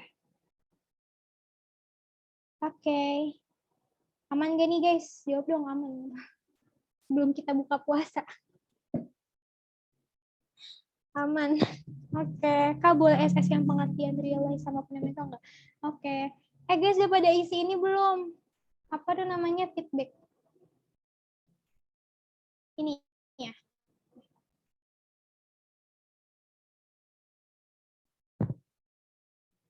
Isi guys feedbacknya.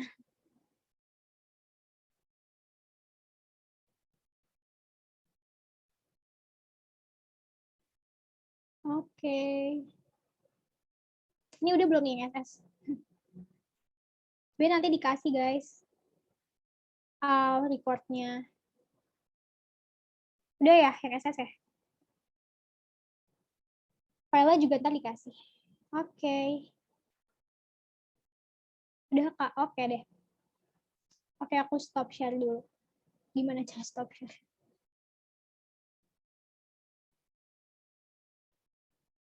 Bentar guys, ada iklan.